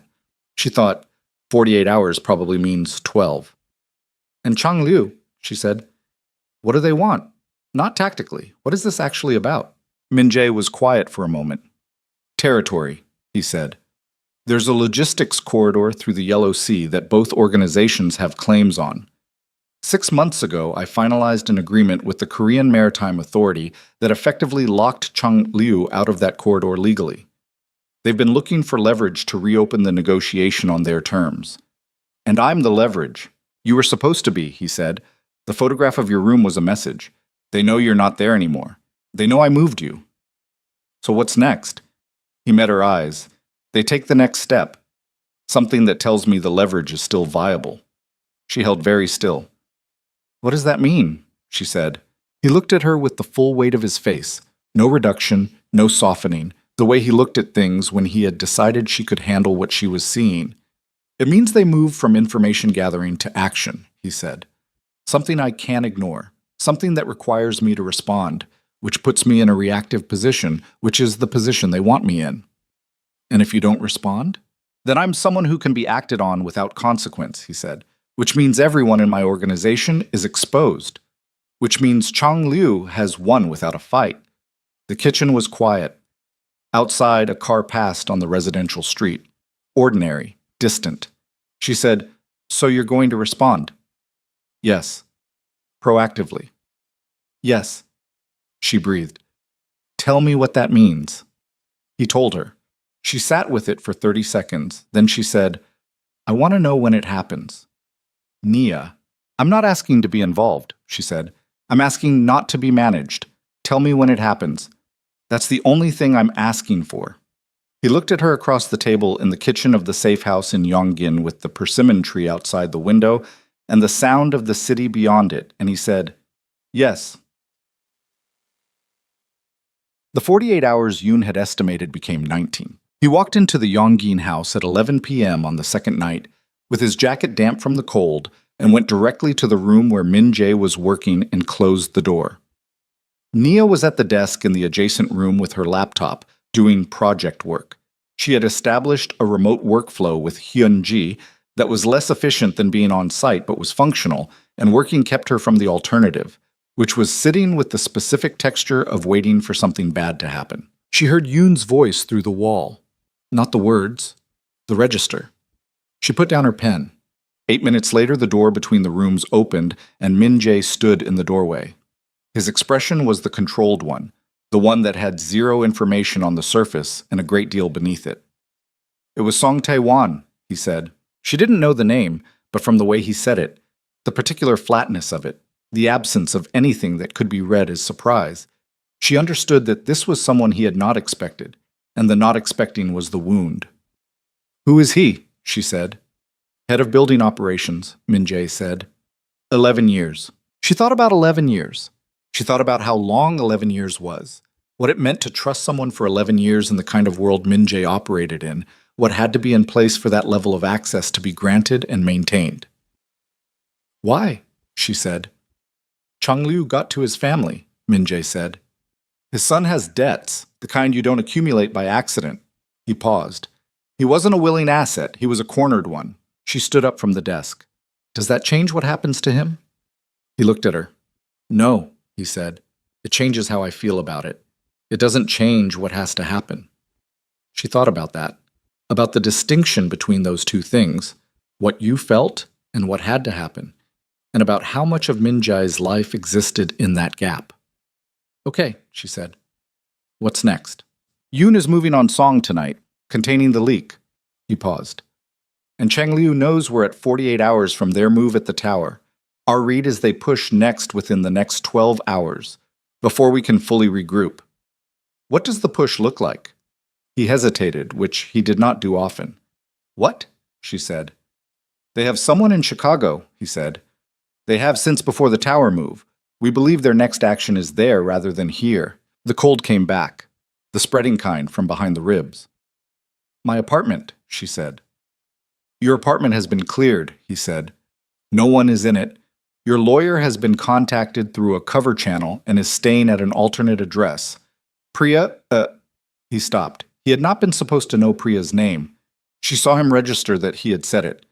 "Your friend in Chicago has been moved to a hotel by someone she thinks is a firm client. She's safe." Nia looked at him. "You've been running ops on my life for 2 days."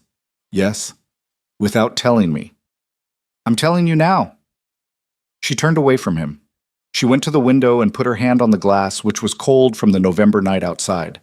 She was furious, and she was also, underneath the fury, something she couldn't name easily, something that felt like being held, and hating that she needed it, and being unable to pretend she didn't. "You should have told me when you started," she said. "Yes," he said. "I should have." She kept her hand on the glass. "Are they going to do something to her? To Priya?" "Not if we move first," he said. "That's what tonight is." She turned around. He was standing in the doorway with his jacket still on, and the tiredness of 2 days without sleep accumulated in the lines of his face, and he was looking at her with the eyes of someone who had made 100 decisions in the past 48 hours and was about to make one more and needed her to know that the weight of that was not lost on him. "Go do what you have to do," she said. He held her eyes for a moment. Then he said, "Stay inside." Don't open the door for anyone who isn't Yoon's team.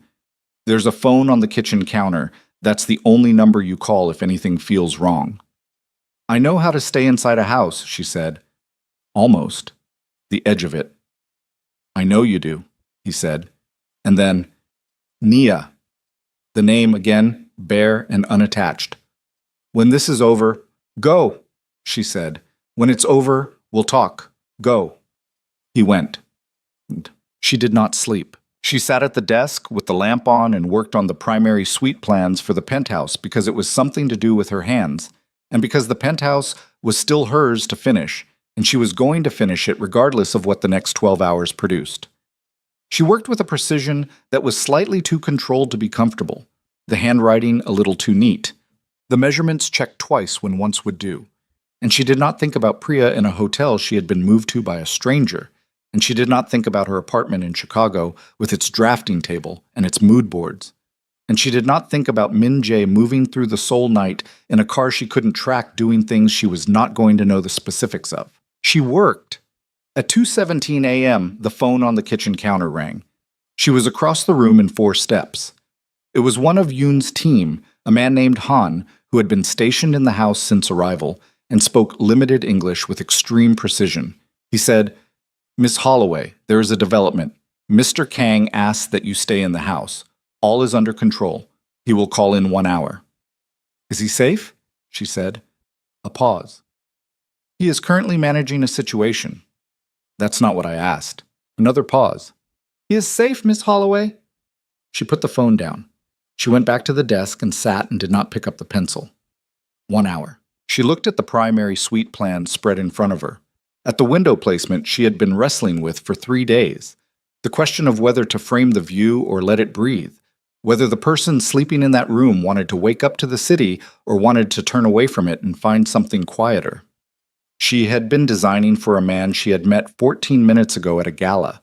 She had come here for the money and for the fresh start, and because she had nothing left to lose, and somewhere in the previous 5 weeks those reasons had shifted into something she couldn't fully name yet, but could feel in the way she kept choosing to stay when the door was open. She looked at the window placement. She picked up the pencil. She drew the frame wider. She let the view breathe. Min Jae's call came at 3:44 a.m., 53 minutes after Han's. She picked up before the first ring finished. I'm fine, he said before she could ask. She exhaled through her nose, long and slow. Chung Liu's Chicago asset has been neutralized, he said. Non-lethally. He's in custody. The useful kind. He'll give us the rest of the network access points before morning. Priya? Safe. She doesn't know anything happened. Your team? A pause. 2 injuries, not serious. She closed her eyes for a second. Min Jae. I'm not hurt, he said. I'm telling you that clearly because I know that's what you're asking. She breathed. When are you coming back? 2 hours? Maybe 3. She looked at the window. The persimmon tree was a dark shape against the slightly lighter dark of the pre-dawn sky. I'll be here, she said. Silence for a moment. Not the heavy kind. The kind where 2 people have stopped needing to fill the space. Then his voice, quieter. The primary suite window. Frame it or let it breathe. She held the phone and looked at the plans and felt something move in her chest that she had been holding at a careful distance for 5 weeks. Let it breathe, she said. The view is the point. He was quiet for a moment. Yes, he said. It is. She heard him breathe. She heard in the background the sound of a Seoul street at nearly 4 a.m. Wind, distant traffic, the particular quality of a city in the hours when most of it is finally quiet. 3 hours, she said. 3 hours, he said, and ended the call. She put the phone down. She sat at the desk in Yongin with the plans in front of her, and the persimmon tree outside, and the lamp throwing its circle of light across the dimensions and notes, and the single revised window frame she had drawn wider, and she thought, this is what it costs. All of it. The tower, the terracotta wall, the limestone countertop, the 14 minutes at the Blackstone Gala, the flight to Seoul, the service elevator at 4:43 a.m., the safe house, the 2 injuries she did not have names for, the man who had not slept in 2 days and was somewhere in the Seoul night managing consequences she would never fully know. This is what it costs to be chosen by someone whose world is built on danger. And the question, the real one, the one underneath every other question she had been asking for 5 weeks, was not whether she could handle the cost. It was whether she was willing to. She sat with that. The sky outside the window was beginning to shift from black toward the very earliest edge of gray. The kind of gray that doesn't promise anything yet, but means the night is losing its grip. The persimmon tree became slightly more distinct against it. The street below stayed quiet. She was still sitting at the desk when headlights swept across the ceiling from a vehicle turning onto the residential street below. And she heard the engine cut, and she heard a car door, and she heard footsteps on the path outside that she recognized by their pace and their weight before they reached the door. And she did not get up yet because she needed one more. She heard the footsteps reach the door. She heard the key. Not a knock. Yoon's team had given him a key to the house, and the fact that he used it rather than knocked told her something about what kind of exhausted he was, the kind where the small formalities fall away because there is nothing left to spend on them. She heard the door open. She heard it close. She heard him stop in the entryway. She got up from the desk then. Not fast. The way you move when you have been sitting very still for a long time, and your body needs a moment to remember how. She walked to the doorway between the workroom and the main room of the house, and she stood there and looked at him. He was still in his jacket. It was darker at the left shoulder than the right. Not blood, she assessed in the first second. Rain and something else. Oil, maybe? The residue of a night spent in places that were not clean. His hands were at his sides. He had the look of someone who had crossed a significant distance and arrived and was now standing very still because moving again required a decision about where to go next, and he had not made it yet. He looked at her. Neither of them said anything for a moment. Then she crossed the room, and she put her arms around him and she held on, and she felt him exhale. A long, controlled release of breath that was the first uncontrolled thing she had seen from him. The first thing that was not managed or measured or deliberate. Just a man breathing out the weight of a night she had not been part of, and his arms came around her and he held her back. They stood like that in the main room of the safe house in Yonggin with the gray pre-dawn coming through the windows and the persimmon tree outside and the distant sound of a city that had kept moving through the night without caring about any of it. She did not ask what had happened. Not yet. She held on and he held on, and that was sufficient for right now. After a while he said into her hair, "The window." She pulled back enough to look at him. "You drew it wider," he said, "in the plans. I could see it from here." She looked over her shoulder at the desk. The plans were visible from the doorway, the revised window frame clear in the lamplight. "I told you," she said, "let it breathe." He looked at her face, at the dark circles in the lamplight, and the set of her jaw that she had been holding since 4:43 a.m. the previous morning. He looked at her the way he looked at the limestone sample and the terracotta wall and every other thing she had brought into a space that had not known how to be lived in. "Sit down," she said. "I'll make coffee." "You don't have to." "I know I don't have to," she said. "Sit down." He sat. The coffee was better than his eggs. She made it at the machine in the kitchen and brought 2 cups to the table and sat across from him, the way she had sat across from him on the first night in the penthouse. Except that they were in Yonggin, and it was almost 5 in the morning, and he had not slept in 2.5 days, and there was nothing between them now that needed to be kept at a careful distance. She said, "Tell me what happened, the version you can tell." He drank half the coffee first. Then he told her. Chongliu's Chicago asset had been a man named Rourke, mid-level, sent 6 days before the tower incident to establish a physical presence near her apartment and develop options. He had not been authorized to act. He had been there to be available if Changliu decided to escalate. The order had come through at 11 p.m. Seoul time. Establish contact, make the leverage visible. Meaning appear near someone Nia knew, make himself known, put the pressure on in a way that Min Jae would hear about within hours. Yoon's Chicago contact had intercepted the order transmission. Min Jae's people had reached Rourke 40 minutes before Rourke reached anyone connected to Nia. Rourke was now in a location she did not need to know about, talking to people she did not need to know about, providing information that would take approximately 72 more hours to fully extract and act on. Changliu's leader, Min Jae said, a man named Wei Guo-chen. He's based in Busan, not Seoul. He's been running this operation from there, which is why we lost time on the initial Osaka raid. We were looking at the wrong city. Is he going to keep coming? She said. Min-jae held his cup. No, he said. Rourke gave us the corridor agreement documentation that Chang Liu was using as the underlying motive. There's a countermove available through the Maritime Authority that removes the legal ambiguity they were exploiting. Once that's filed, which happens this morning, it was drafted last week. There's no strategic value in continuing to pressure me. That's why you're not going after Wei directly, she said. Going after Wei directly is a war, he said. Wars cost more than the corridor is worth to either side. He looked at her steadily. This ends at the document level. His leverage disappears. He loses interest. She nodded. She understood the logic. She also understood what the logic meant. That this had never been about her, not really, not as a person. She had been a variable, a pressure point, the human version of a document held over someone's head. She thought about that. You're thinking about the fact that this was never personal, he said. She looked up. For them, he said. It was never personal for them. You were useful to them the same way a contract clause is useful. A mechanism. He put his cup down. That's what I allowed to happen.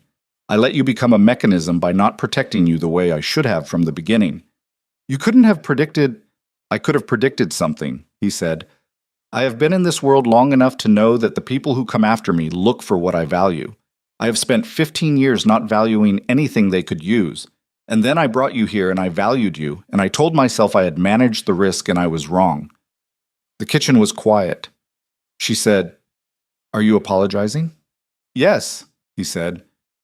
That's what I'm doing. She looked at him. At the exhaustion and the rain-dark shoulder of his jacket and the hands around the coffee cup and the particular quality of his face when he was not managing anything. Not the operational version, not the controlled version, just Min-jae at almost 5 a.m. having said the thing he meant without construction around it. She said, I'm not going to tell you it was fine, because it wasn't. I know. I'm going to tell you that I made choices too, she said. I got on the plane. I said yes to the call. I said yes in the workroom when you asked me to trust you. Those were my choices. I don't want you to carry them like they were things that happened to me. He was looking at her carefully. I'm a grown woman, Min-jae. I walked into this with my eyes open enough. She paused. Not fully open, but enough. He breathed. It should have been fully. Yes, she said. It should have. And next time it will be. She let that land. The next time. The assumption embedded in it. The thing it meant about what she thought the future looked like. But I'm not leaving because of what happened. I want to be clear about that. He was very still. I'm not running, she said. I thought about it. I sat at that desk for 3 hours and I thought about it seriously. Whether the cost is too high. Whether I'm the kind of person who can live adjacent to your world and not lose myself in it. She turned her cup in her hands. And the answer I kept coming back to is that I've already been living adjacent to your world for 5 weeks and I haven't lost anything. I've actually... She stopped. She started again. I built something in that penthouse. Not just the design, something else. And I'm not walking away from it. Min-jae sat across from her and said nothing for a long moment. Then, what are you afraid of? She looked at him. The question was direct and quiet, and it deserved the same. That eventually this ends, she said. That eventually the empire pulls you back and the danger recalibrates, and I'm a variable again. Not for your enemies this time, for you. That I become the thing you set down when the world gets heavy enough. He held her eyes. Derek set me down, she said, after 4 years. I gave him everything, and he set me down for something that was easier. Her voice did not waver, but it was close. I cannot survive that again. Specifically, I cannot survive that from you. So before anything else gets said or decided, I need you to know that's what I'm carrying. The kitchen was entirely silent. Min-jae stood up. He came around the table and he crouched in front of her chair, not standing over her, not across from her, but at her level, eye to eye, the way you position yourself when you need someone to know you mean exactly what you're about to say. I have not made many personal decisions in my life, he said. Almost none. The things I have chosen have been strategic, calculated, managed. He held her eyes and did not look away. I did not choose to bring you here because of the penthouse. I chose to bring you here because of 14 minutes in a ballroom when you were bleeding internally and you stood there and you did not let it break you. And I thought, that is a person. not a situation, not a variable. A person who knows how to carry weight without dropping it.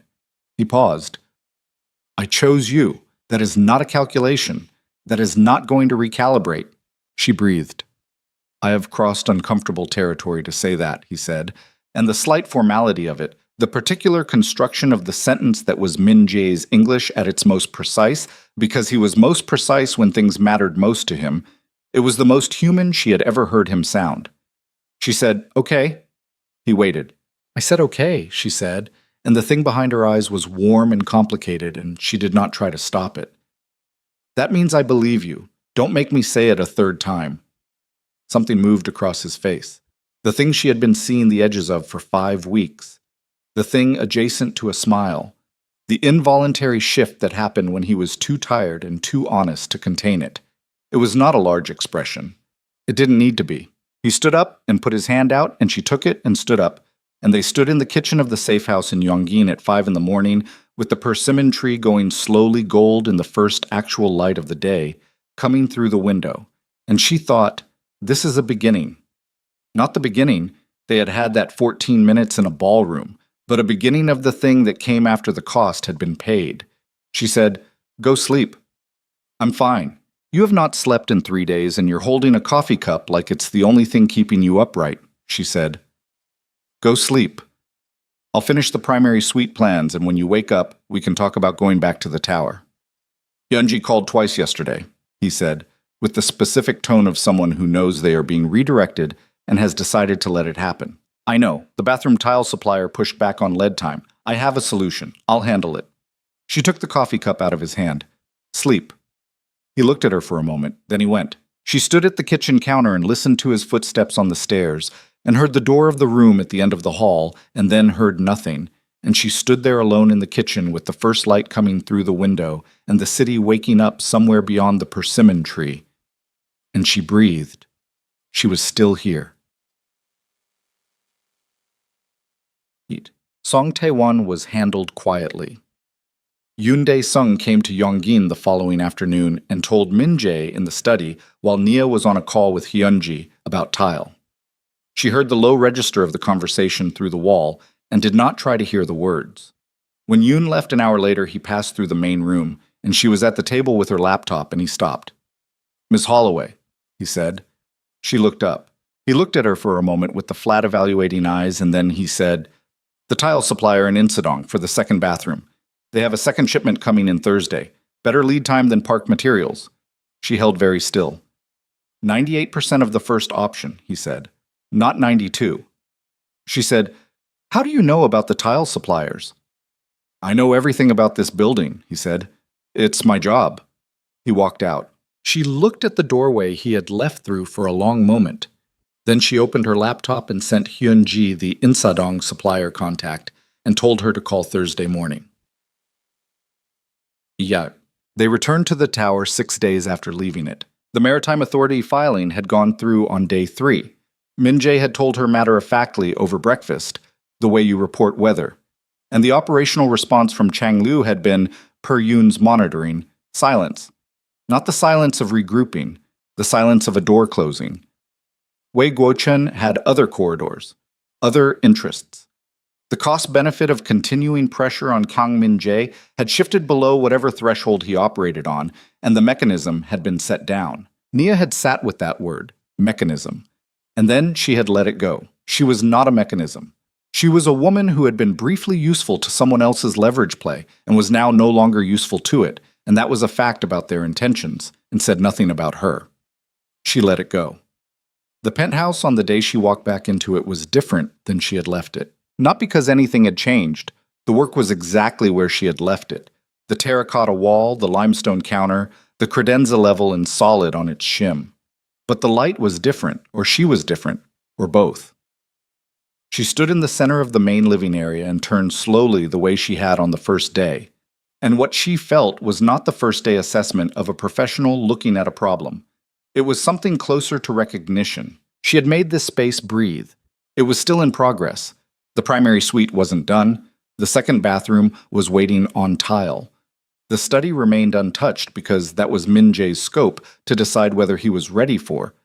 But what was done was real. It had warmth. It had point of view. It felt, for the first time in 12 years of this building existing, like somewhere a person actually lived. Min Jae came in from the office wing and stopped in the doorway of the main room, the way he always did, and she watched him do the same thing she had just done.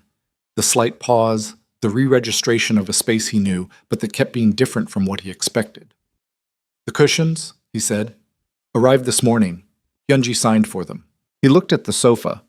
The cushions were a deep, muted green, a complement to the terracotta wall that she had been searching for since week 2, and they were in the right place and at the right scale, and they transformed the sofa from a piece of furniture into something you might actually choose to sit on.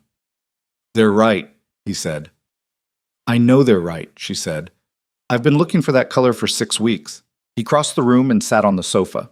He sat back against the cushions and looked out through the floor-to-ceiling glass at the Seoul skyline, and she watched him do it, watched him settle into the space she had made, watched the particular quality of a person who has never known how to be at rest in a room finally finding the approximation of it. She sat beside him, not adjacent, but close.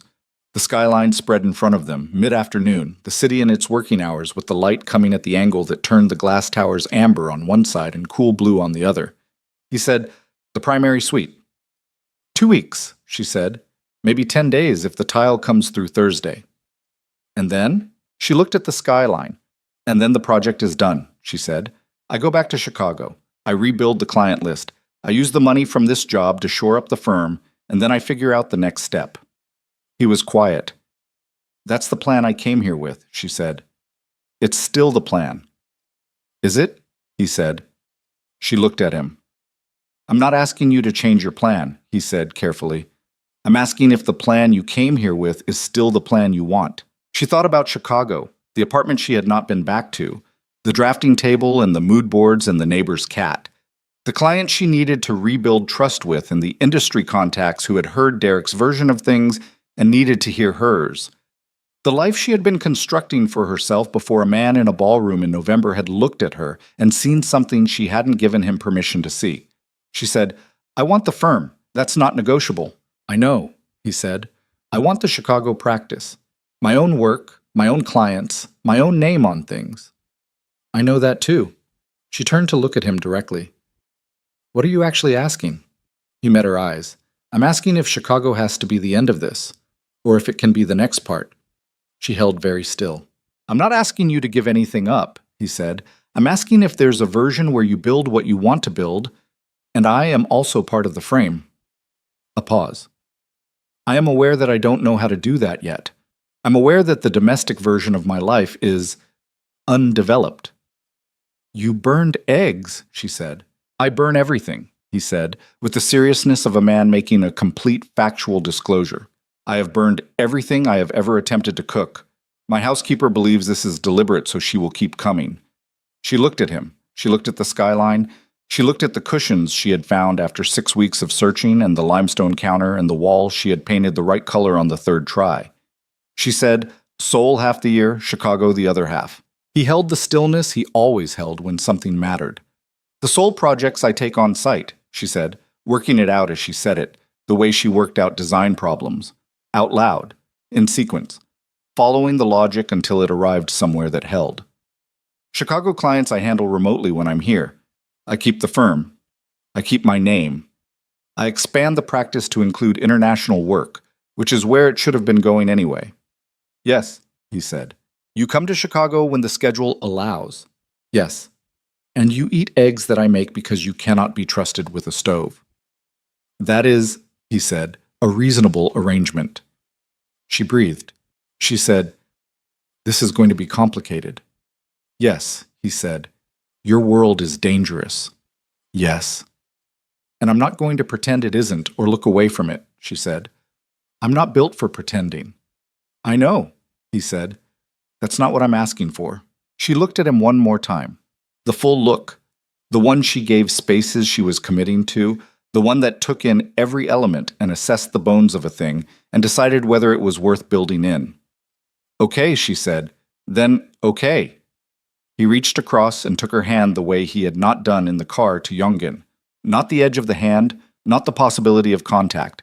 Her hand held, They sat in the finished part of the penthouse she had made livable and looked at the city that had tried to use her as a weapon against the man beside her and had failed. And neither of them said anything more because there was nothing more that needed to be said in this particular moment. 1 year later, she came back to the Blackstone. Not in Chicago. The Blackstone Hotel in Chicago had been renamed and rebranded and was now something else. But there was a Blackstone charity gala hosted under the same organizational banner in a new venue on Michigan Avenue, and the invitation had arrived 3 months before through a channel that was no longer the indirect 2 degrees route it had been the first time. She wore the burgundy dress. She had taken it out of the closet 2 weeks before and looked at it for a long time. And then she had taken it to the alterations shop and had the neckline adjusted slightly. The waist let out a 1/4 inch because she had stopped skipping meals when she was anxious. She wore the earrings that were too expensive for most events. She wore her heels. She had 4 active projects in Seoul and 2 in Chicago, and a 3rd Chicago project in discussion with a developer who had seen the penthouse tower feature in an architecture magazine, the public, legitimate version of Min Jae's holdings, and had wanted to know who had done the residential work. Her lawyer had recovered 70% of the joint account funds. The remaining 30% was still in litigation, but her lawyer was not optimistic, and she had decided she was done waiting for it. She had built past it. The money was a fact of a chapter that was over. Min Jae was beside her when they walked in. He did not wear a name tag. He did not need to. The room registered his presence the way rooms always registered his presence. A slight adjustment, a recalibration, the particular quality of attention that moves through a crowd when someone enters who carries weight whether they choose to display it or not. He wore charcoal, because of course he did. She saw Derek from across the room within the first 20 minutes. He saw her at the same moment, and she watched the same sequence play out across his face that she had watched play out in front of the restaurant at Rosalind's and in the ballroom a year before. The recalibration, the construction of an appropriate response. The decision made in real time about what version of himself to present. He came over. She had known he would. He looked older than a year should have made him. The relationship with Chloe was over. Priya had told her months ago without particular satisfaction, just as information. His firm had restructured, which was the word people used when clients left. He was still handsome, still carried himself with the ease of someone who had never had to work very hard for a room's approval. But the ease had something hollow in it now, the way old confidence looks when the thing that fed it has been removed. He said, "Nia, you look incredible." "Thank you, Derek." His eyes moved to Min Jae. He held them there for a moment, and she could see him remembering. The ballroom, the suit, the champagne-stained sleeve, the way Min Jae had said your loss with the casual devastation of someone stating a geological fact. "Good to see you," Derek said to Min Jae, with the particular warmth of someone who does not feel warm. "Hmm?" Min Jae said. Derek looked back at her. He said, with the specific tone of a man who has been sitting with something for a long time and has finally decided to say it. "I made a mistake, Nia. I know that now. I knew it. I think I knew it before I even finished saying it. He stopped. He tried again. "I handled everything badly. The money, the timing, the way I left." She looked at him. She thought about the bathroom floor, the Portugal bookmarks deleted one by one, the card in her clutch that said 4 years feels like the beginning. She thought about all the weight of it, the real weight, not the story version but the actual experience of it at 2 a.m. on cold tile. She said, "I know you did." He waited, perhaps for something else. Absolution, anger, the drama of a reckoning. She gave him neither. "I hope the next thing is better," she said, "for both of us." She meant it. She discovered, saying it, that she genuinely meant it, not as a performance of magnanimity, but as a fact. She did not need him to have suffered. She did not need him to have failed. She needed nothing from Derek Vaughn at all, and the absence of that need was the lightest she had felt in longer than she could calculate. She touched Min Jae's arm, and they moved on. Behind them, she did not look back. 6 months after the gala, Min Jae attempted to cook again. It was a Saturday in Seoul, mid-morning, and Nia was at the drafting table she had installed in what had been the generic study, the one scope she had eventually been given access to, 8 months into the project, when Min Jae had come into the room one evening and looked at it with the expression she now recognized as him deciding something, and had said simply, "This room too." She had taken 3 days to find the right direction for it, and then she had worked faster than any room in the penthouse, because she understood by then what he needed from a space to actually use it. She was reviewing the elevation drawings for the Chicago project when she smelled smoke. She put the drawings down. She went to the kitchen and found him standing at the stove with a pan that had developed ambitions beyond his supervision, and the expression on his face was the expression of a man who had approached the situation with genuine confidence and was confronting the limits of that confidence in real time. She took the pan off the heat. She looked at what was in it. "What were you making?" she said. "Your mother's chicken recipe," he said. "I found it written in the back of your site notebook, the one from the Mapogu warehouse." She looked at him. "I was attempting it," he said, with the precision of someone carefully selecting a past tense. She looked at the pan. She looked at him. She looked at the recipe card she could now see on the counter, her own handwriting, the card her mother had given her when she left for college with the instruction not to lose it. She said, "You've been practicing this." "For 3 weeks," he said, "in the mornings when you're doing site calls." "You've been cooking in secret for 3 weeks." "Attempting," he said again. She looked at the pan, at the card, at him. She said, "Move over."